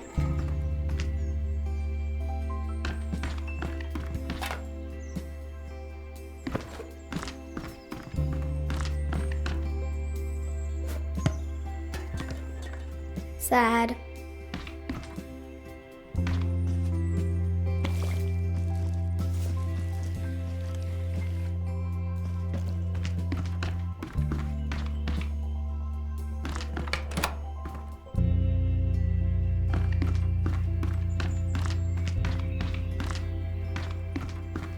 Look how quickly you can get from one room to another now.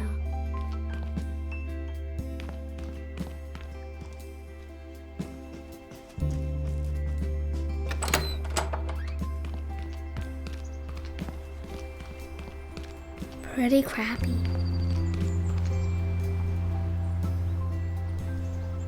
I wonder if anything exciting happened in the other apartments too.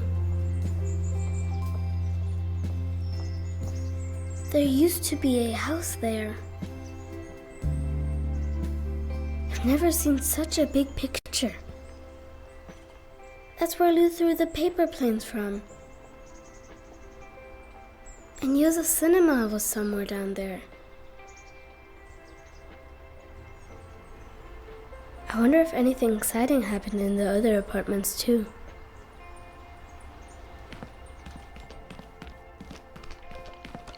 This is a really nice room too, Dad. Hmm.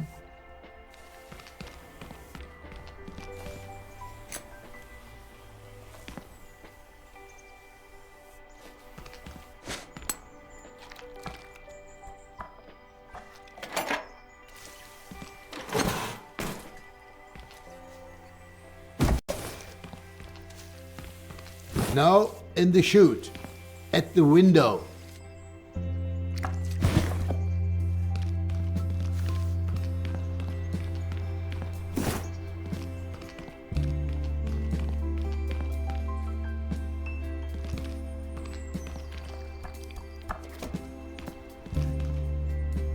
Oops.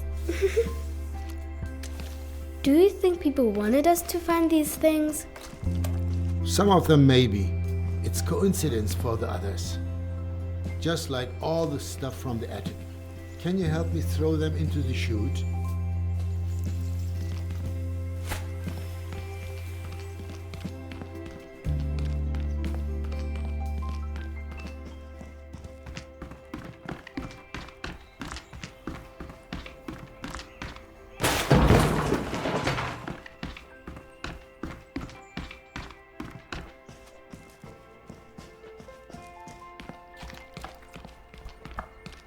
Does all of this have to go, Dad?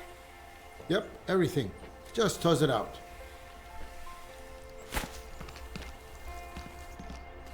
Bye!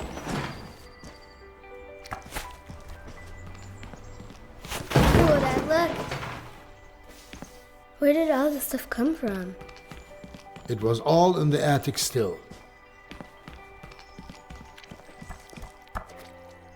All those things can go. Just throw them into the chute.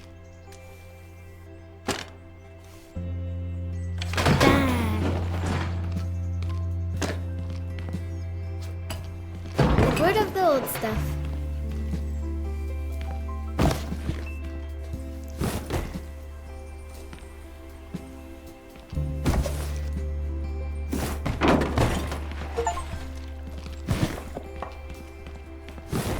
That too.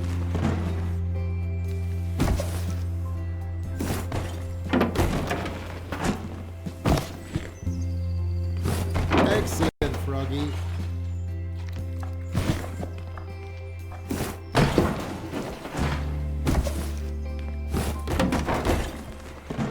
All of that has to go now. What is that?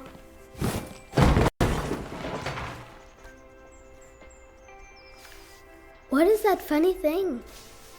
That's an old typewriter. That's how people used to write. Give it a go. But it's not even plugged in. Does it have a battery? It works without electricity. A little like stamping.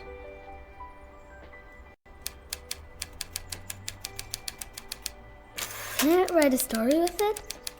You can use it to write anything. Maybe an adventure, a true legend. You know, before, you used to make up a story for me every night. Yeah, to help you fall asleep. But that got a bit exhausting for me after a while. Can we do that again? Every night? Please, please. You come up with something. You're already in the second grade. Okay. So, this typewriter once belonged to a great author. No, an astronaut.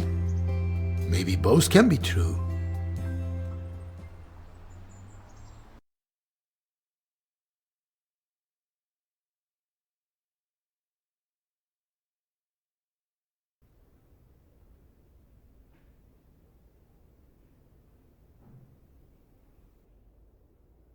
You know what, Antonia? This looks pretty good so far. Well, for the 5th draft. If I could just keep my eyes open for another hour or two, Maybe then I'd manage to rewrite the beginning again, especially with all those wonderful suggestions from up on high. No time like the present.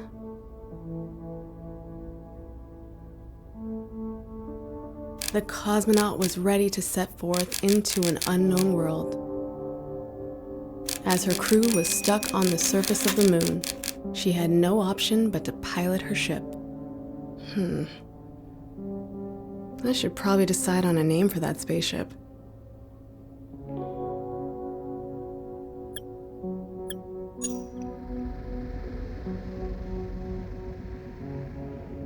The space cruiser Meteor, to her destination on her own.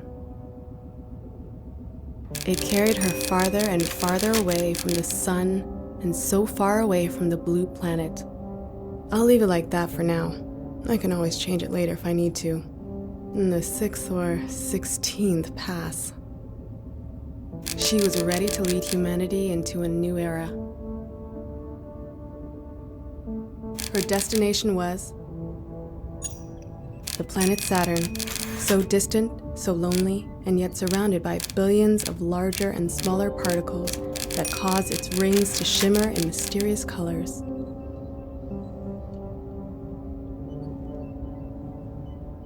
The signal that originated from there had been puzzling humanity for 6 years. She looked at the photograph in her hand. It was the last group photo of the crew, taken on Earth before the blast-off. There's still 2 possibilities for the backstory. Both would work, but what would the publishing authority prefer? She felt as if an eternity had passed. With tears in her eyes, she remembered the unfortunate fate of Commodore Buzz Gibson, who fell victim to pressure loss in the turmoil of the failed circumnavigation of the moon. She would see this mission through to its end, if not for the people of Earth, then for the comrades who had been forced to stay behind. Phew, it's a lot of repetition. I'm sure some readers will be grateful for the summary. A quick break might be in order.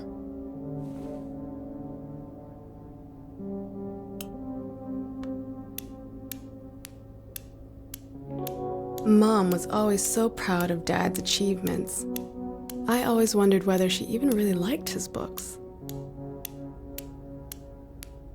Did I really smoke them all?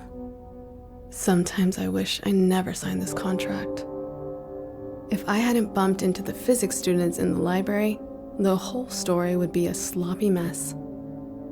My first book, Change, is almost 5 years old. Although Standstill would have been more appropriate after the publishing authority had gone through it, but it was an achievement to have published anything. If you're writing about something technical, then it should be accurate too. It's such a shame that the night sky in the city is always so bright. The Russian authors have got the hang of it. I'm quite proud of the story structure. The plot is relatively complex, and it's still accessible. Why do I have all these old tombs from the great Karl G. Zelensky laying around?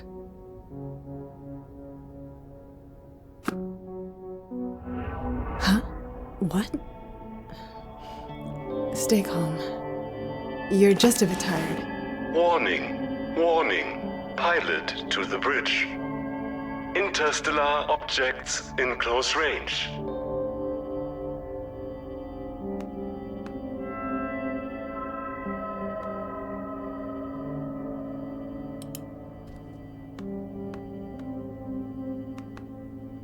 The first female cosmonaut in space.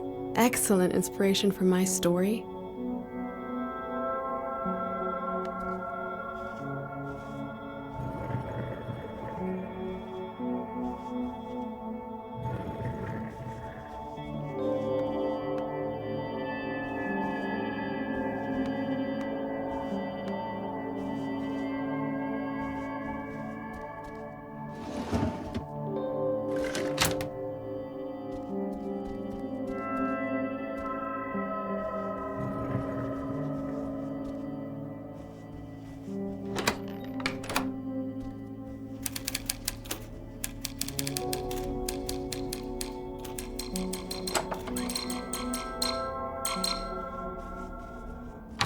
Odd.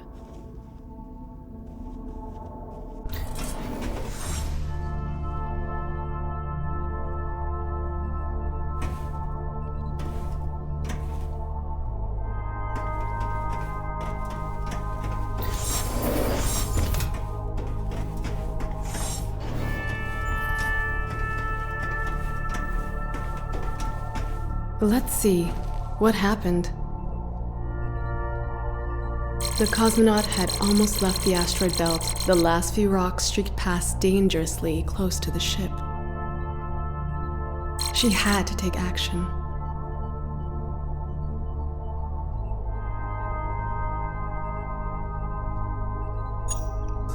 Computer, activate the ray guns. Fire! Confirmed. Activating ray guns. Weapons that fire pure energy? Would humanity have not wiped itself out a long time ago with these? Well, that was a little too easy. This needs to be something more intense to make the danger more palpable. Another asteroid approached the ship. It was on a direct collision course.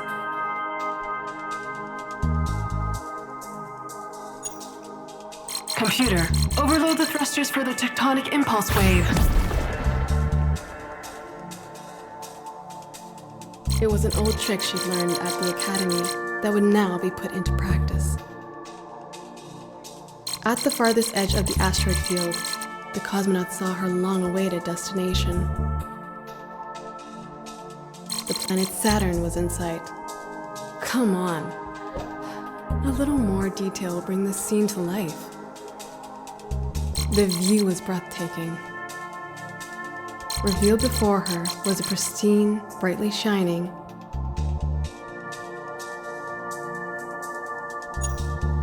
azure blue sphere hanging peacefully against the darkness of the cosmos. The view reminded her of the sky above the Baltic Sea on a clear summer's day. How far had she traveled? That's powerful. That shows that her feelings are still a little melancholy, despite the importance of her mission.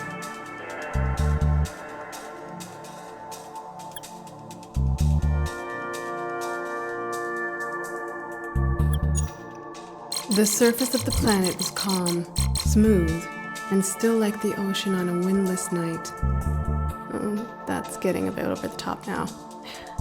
I'll have to go over it again later. And now, an exciting lead into the next chapter to keep my readers hooked.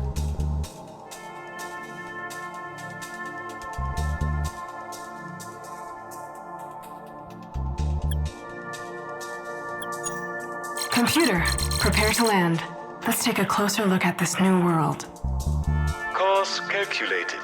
Landing initiated.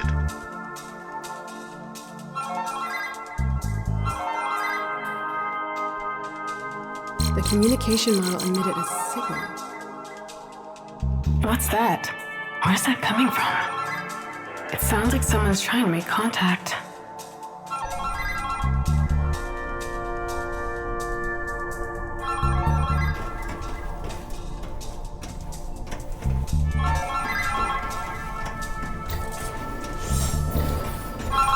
This is a space cruiser Meteor heading to planet Saturn.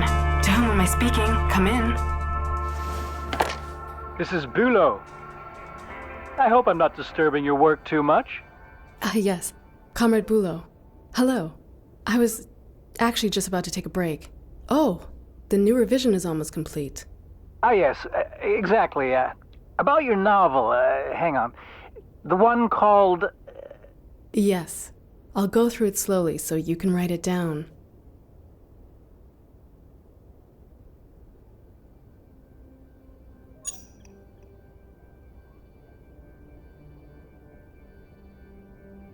Strange signals from the planet Saturn.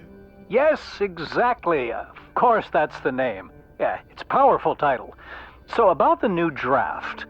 I've just come out of a meeting with the publishing authority. Yes? Unfortunately, there are still one or two issues. You know what they're like. It's nothing personal. Yeah, I know. First of all, regarding the main character and the idea of a female cosmonaut, think about character leads like Yuri Gagarin, People just relate more to male protagonists. Well, I think. And then we're a little uncertain about whether landing on an alien planet might not just be altogether reckless. After all, the crew doesn't know anything about the political positions of the inhabitants. Imagine suddenly finding yourself in the PARCO of the aliens. Unthinkable. But it all revolves around that. That's the core of the entire story, and the book is almost finished now. It will only be finished once the approval procedure's complete. Zelinsky, you have to deliver now. Yes. Maybe you could contact your father, Carl. Because he did everything you told him to, but the book is almost finished. Excuse me? Miss Zelinsky? That's fine, Comrade Bulow. I'll take care of it without my father. What a disaster. They want me to change everything. How am I even supposed to manage that? I have to pull myself together now, or else everything will blow up in my face. Attention, fluctuation in the fabric of space-time. Danger, danger. Back to the bridge.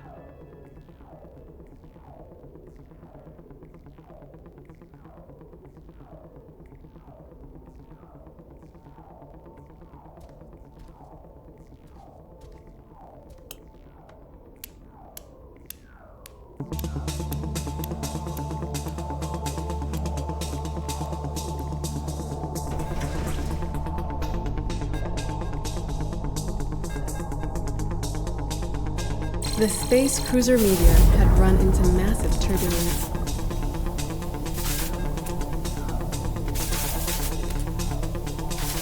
It almost seemed like the fabric that made up interplanetary space was being torn apart.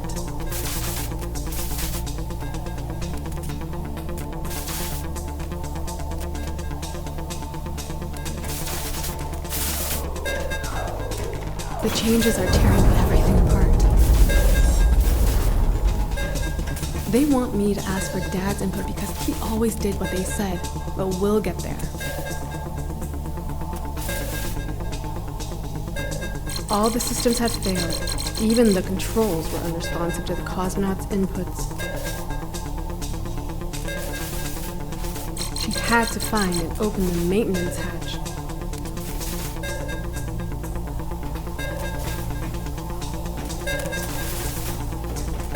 Broken.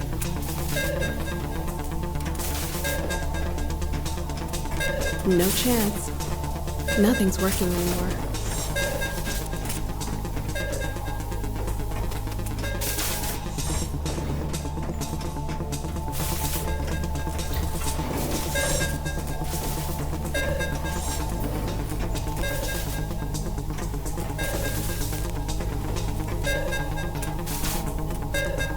No chance.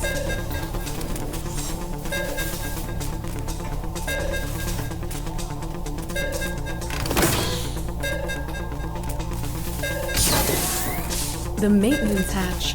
What a mess. Right. Stay calm. We can do it. What did Bulow say? No female protagonist. Contact is too dangerous. Where do I start?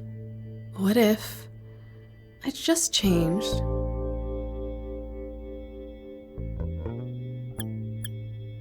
Maybe I can appease Bulow if I change the flashback into the cosmonaut's past in Chapter 4?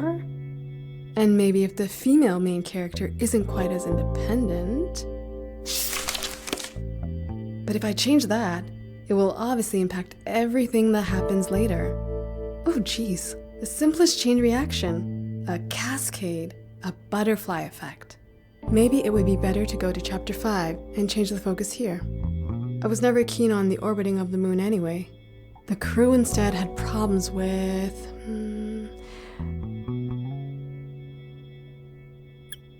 The crew could be attacked by capitalistic coursers, pirates under the flag of the class trader. They steal money from our heroes, and that would also give me an explanation for the lack of fuel. Will that help though? The core of the story is supposed to be about something completely different. Come on, Antonia. Let your imagination run wild again. What if we spice up the story with real science fiction elements like...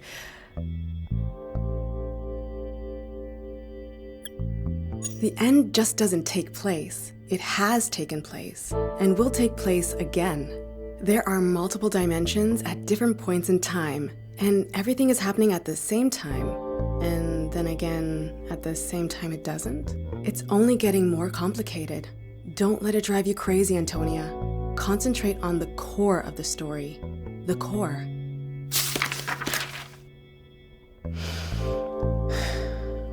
It needs to be something even more powerful. Everything is possible. There are no limits. The greatest threat to the crew is... The sun could become a black hole, swallowing everything up. Light, energy, time itself. And that's obviously a metaphor for the insatiability of the ruthless capitalistic system. The black hole is obviously a trigger for the time travel, that's clear. It's the beginning, end, and the middle all at once. There. I wouldn't need to explain much more than that. That would solve almost all my problems. Oh no. But then, is that still the core of my story? I think I've almost cracked this nut. I have to go further. Another stroke of genius.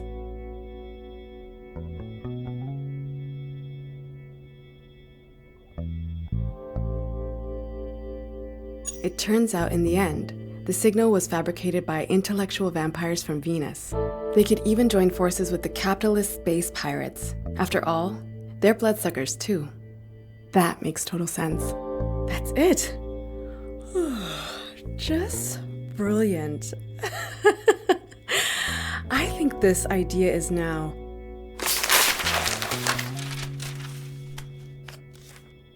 complete garbage. I'm officially at the end of my rope. I'm breaking more than I'm fixing at the moment. What would Dad do now? I want to tell a story in which people surpass their own abilities. That's the core of the story. I need to keep a cool head and think. Coffee. Yes, I need coffee. My last chance. Do I even have any left? Fortunately, the essential themes will hold the story together.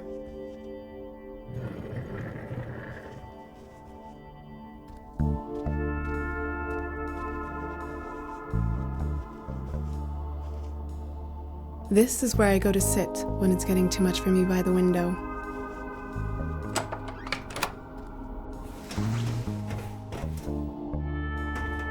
Where's the coffee machine again?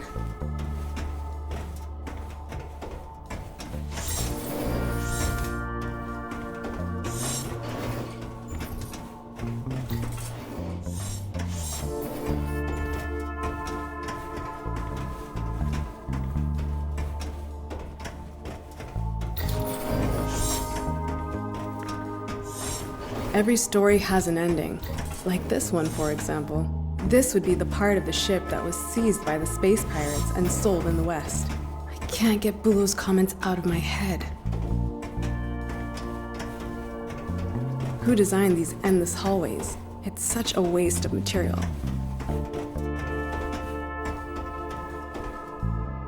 Bulow and all his changes.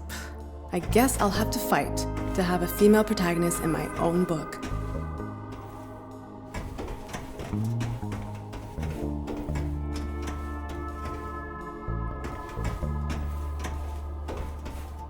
There were originally 7 of us.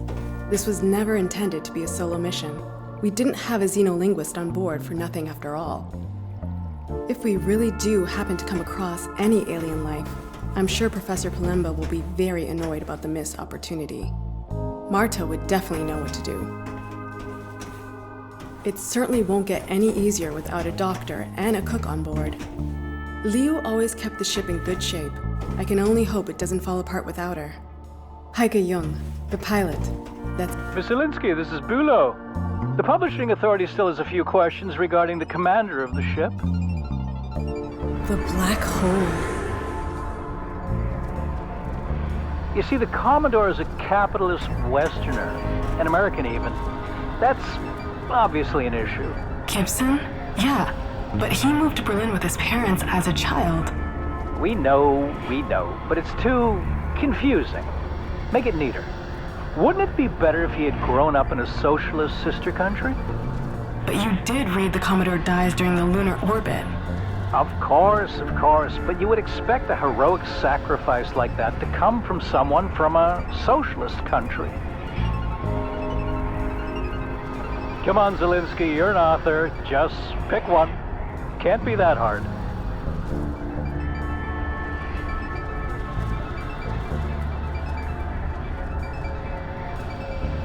Of course, the Commodore could be a good party activist. The Commodore, may he rest in peace, was first and foremost a Soviet patriot. Wonderful and excellent suggestion. And instead of hamburgers, he loves Solyanka. How exciting. Just like always, well, I could care less. Coffee. I wanted to grab coffee. It'll clear my head.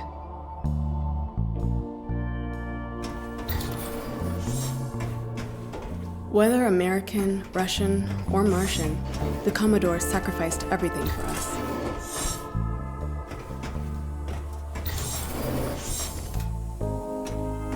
Hello, this is Bulo. You're sure on the phone a lot when you should be writing. Ecology? Sorry? Ecology is a contemporary topic, and we think it would work really well for your story. Clean air is really wonderful. The publishing authority agrees. Do you think we can squeeze that in? Air?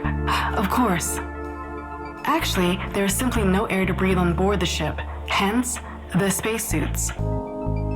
I want to go over this topic again later. Have you spoken to your father yet? Well, we agreed that I would work it out myself, didn't we? Oh yes, apologies. My mistake. So, fresh air, yes, write it in. Impossible. Oh, whatever. It's illogical anyway, but maybe the ship could just have...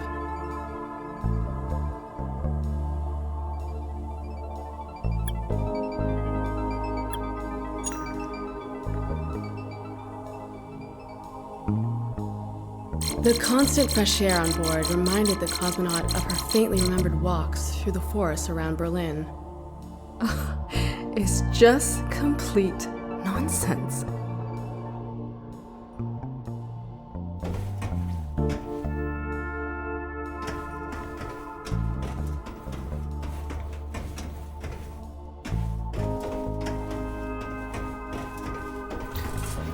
That looks really inviting. Hulu again. About the spacesuits. The way you've described them, it's just... I can't get the image of the suits from those silly American films out of my head. Excuse me, what? It would be bad if other readers also think of an American.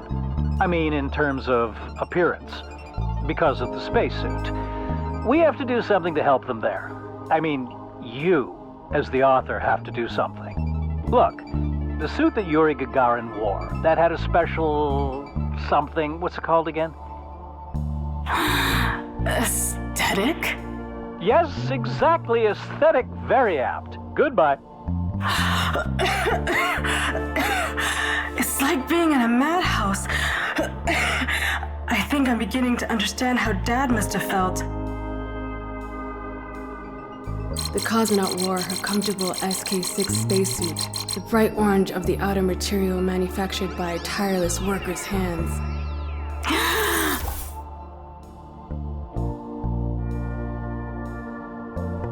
Gave her a sense of safety and security. It reminded her of home. A good feeling. Even a plant-based air filtration system won't be of any help.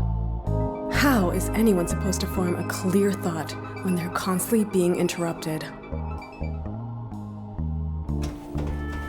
My beautiful SK-6 has a long and rich history. It's a good thing that Bulo and I were able to clarify this. The spacesuits can stay. My beautiful SK-6 has a long and rich history. It's a good thing that Bulo and I were able to clarify this. The spacesuits can stay.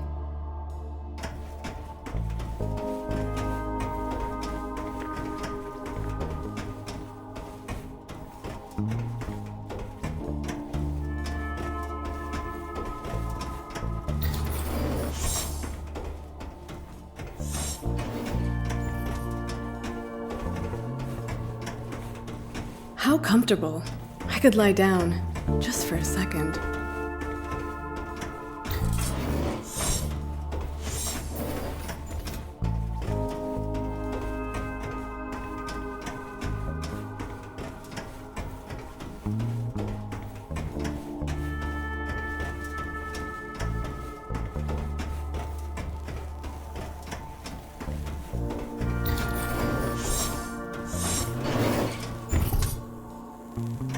Bülow again, Miss Zelinsky, I forgot to mention something. In Chapter 9, there's reference to the ship being armed with these nuclear warheads. That's right, they're used in Chapter 12 and... We know. Only do you not think that these days, I mean, just the word nuclear triggers some pretty strong feelings? I once had a similar discussion with your father. Yes, and in the future, these once deadly weapons are used peacefully and demonstrate how humanity as a whole has evolved. It's important, Bülow. Bülow? Are you still there? Cut the nuclear weapons, or the publishing authority will cut your book. Despite sufficient capacity, the ship obviously did not carry any nuclear warheads. Where you may have once found deadly weapons, you would now only find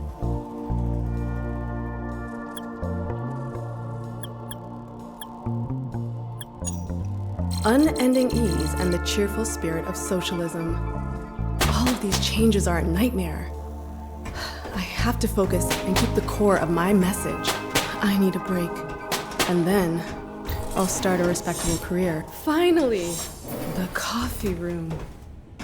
We often sat here together with the crew and just had fun.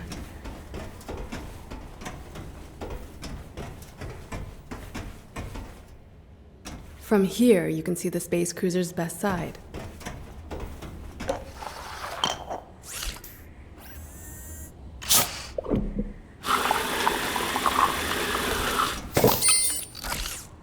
There it is, my coffee, black and delicious.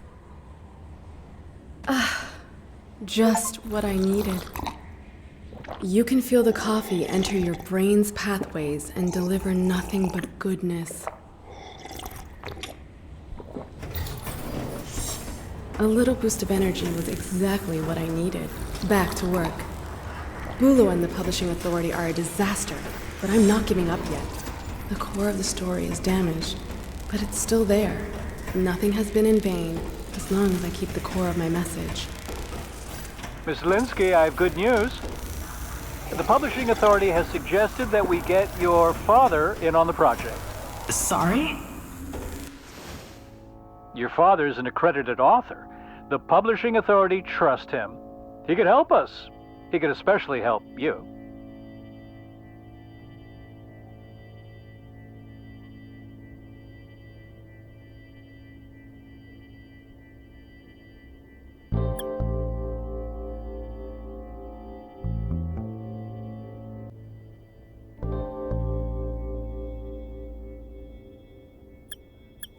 Bülow, you can't do that.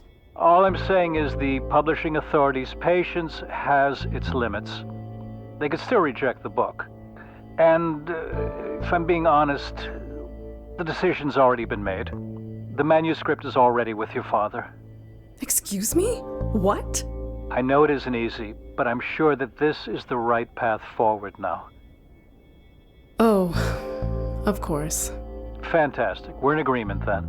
Bülow!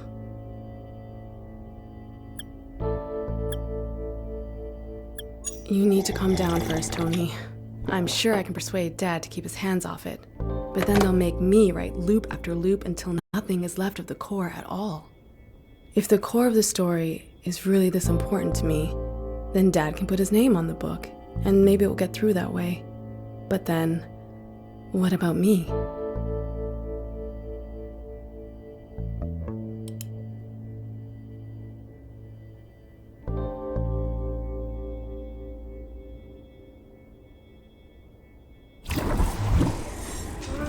That's KARL. It stands for Kinetic Artificial Repair Lead. It's a maintenance robot. Professor Palembe's toad lilies, the first of their kind to be grown in space. I would love to swap places with you. What do you think?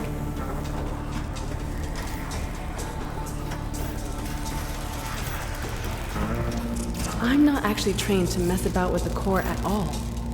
If I had just left my chief engineer in the story, instead of leaving her stranded on the moon with the others, she always had her optronic coupler with her. Let's see. Miss Zelinsky, we have to talk about the technology on board the ship again. We think the designations for some of the tools are a little too elevated. Factory workers, farmers, they shouldn't feel excluded as readers. But we're talking about a spaceship here, not a Trabant. We don't think that the main character necessarily has to have an academic background, right? Understood. What if instead they were...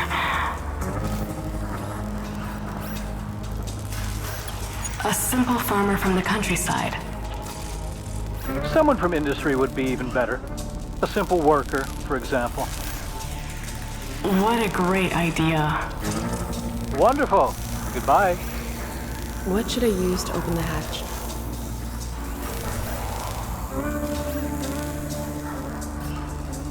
Let's do it without tools then. Fortunately, the cosmonaut had spent much of her life working with her own hands.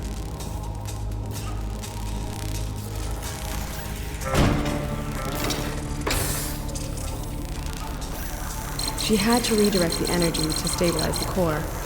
There were 2 switches behind the hatch. One of the main systems had to be deactivated. She could choose between the life support system and the lighting.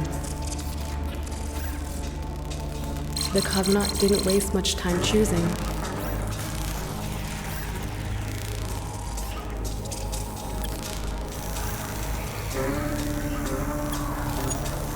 And decided to switch off the life support systems.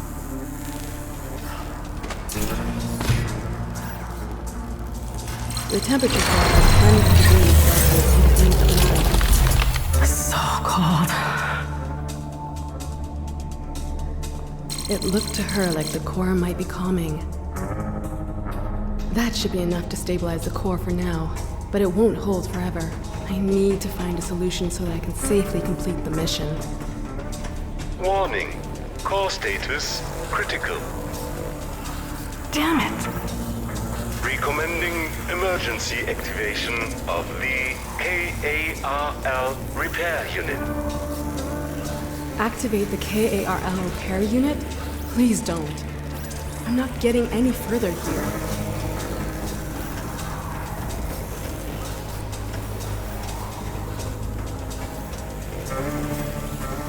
High-performance computers everywhere, and none of them can help me. The printer's just spitting out error codes. I know Bulo wants me to ask Dad for help, but I have to do it myself. Activating KARL would mean admitting failure. Everyone says I'm lucky to be the daughter of such a famous author. It's just that the author in question is a stooge of the system. I will lose my shit if this telephone rings again.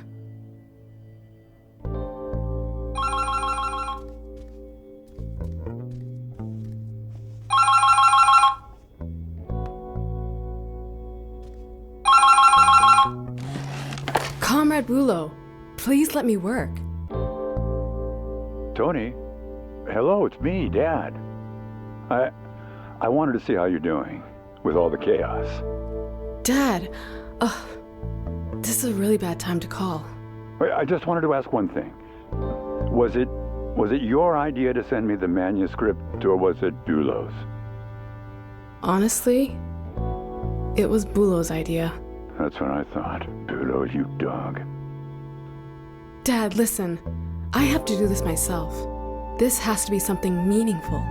And even if I'm not sure how right now, I have to do this on my own. I've read it. What you wrote. The manuscript. It's really good. Sorry? It has so much to say about us. About everything. It has a true core. But they'll never let it through with your name on it. You know that. That's why you're out of time. The core is already severely damaged. It risks destroying the entire ship. But how are we going to complete the mission without the core? What do you think is the most important thing about this mission? You will have to make a decision.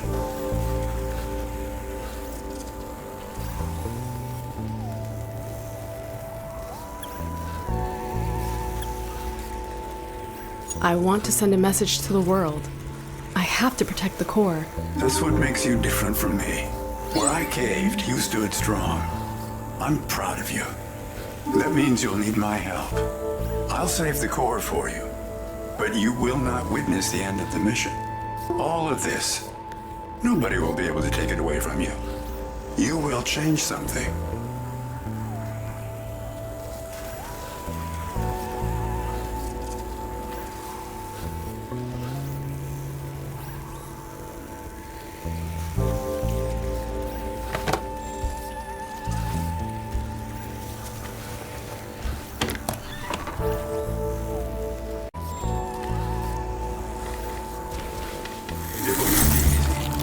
Was it ever easy?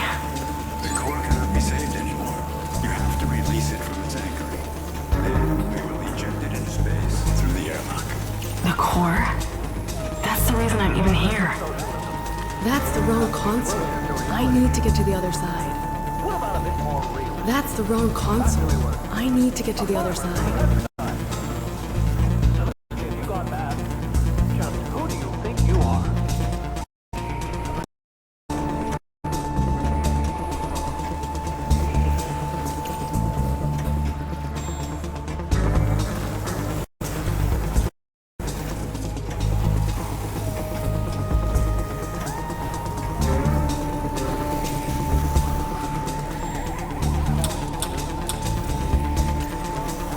It contains everything that was important to me.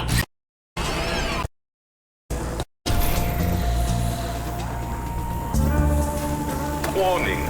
Maintenance hatch to core is unlocked. The anchoring has been released. The core is now free. I'm sorry. Believe me. I understand what this means to you. I know what I have to do. The cosmonaut.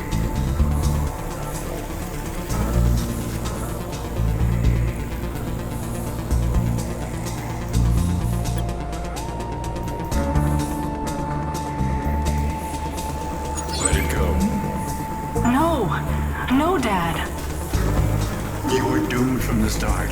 It is always the same. I won't give up the core. Our mission is pointless without it.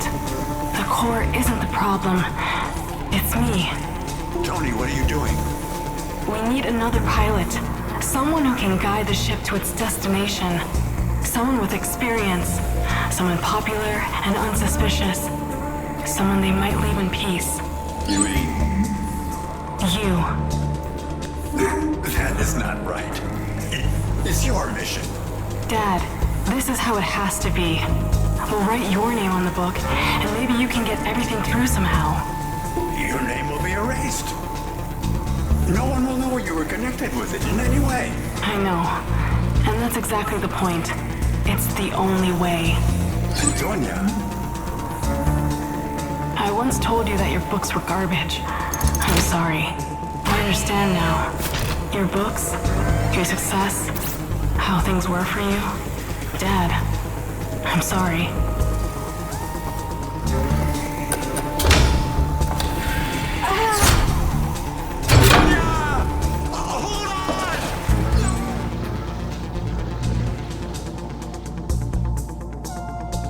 You can finish it, Dad. I know you have it in you. You always had the one talent that I lack. The talent to survive. And together, we'll achieve something that we would have probably never managed alone. Maybe we'll manage to really change something.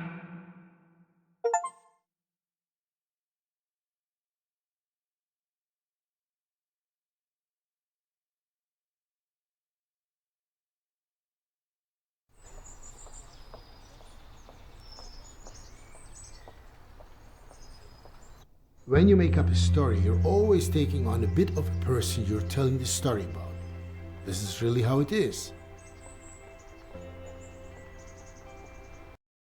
Strange Signals from the Planet Saturn was published the same year. Written by her dad, Carl. At least that's what people thought. Tony saved the core of the story, but no one knew that she was the one who came up with it all. And do you think she wrote a new book afterward? No, probably not. It was all too much for her. But here's the thing. Instead of writing books,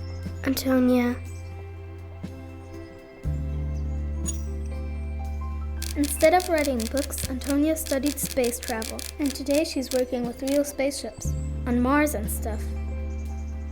That works. Antonia just goes her own way. I like to put the necklace in the box. That looks great.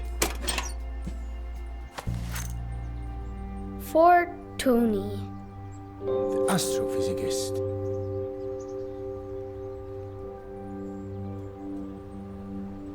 What a wonderful collection. An entire century in one box. I'd like to keep it now. Come on, I'll show you something. I found the perfect hidey hole.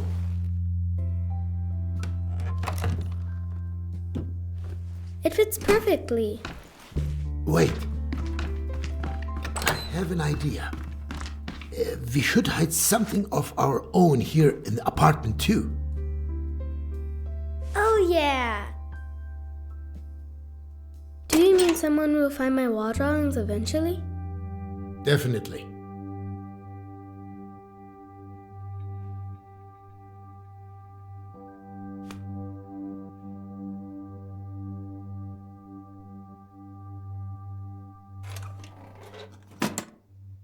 Shall we?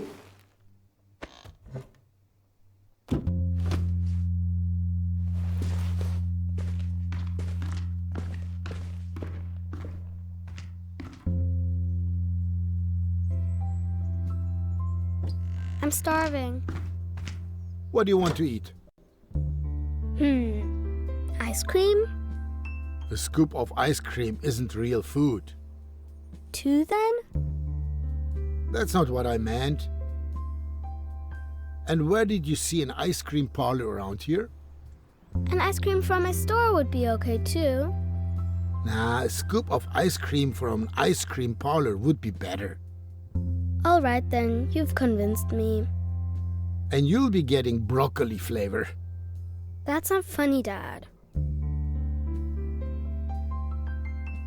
We still need to gather up all the tools you threw down the chute. If you were an ice cream, what flavor would you be? I'd be stracciatella. Why that one? 'Cause at the first glance, I look classic and relaxed, and then bang, lots of little surprises. So you're boring with a bit of fun? I'm reliable but not predictable. I think you're like vanilla. Hey, don't ruin the surprise. But that's such a typical dad flavor. And what are you? Smurf ice cream with colorful sprinkles and cookie dough. Chaotic, loud, and sweet as sugar. And no one knows what's in it. A mystery then, just like me. Are we gonna renovate another apartment again soon? I thought you wanted to go back to school soon. But school's boring.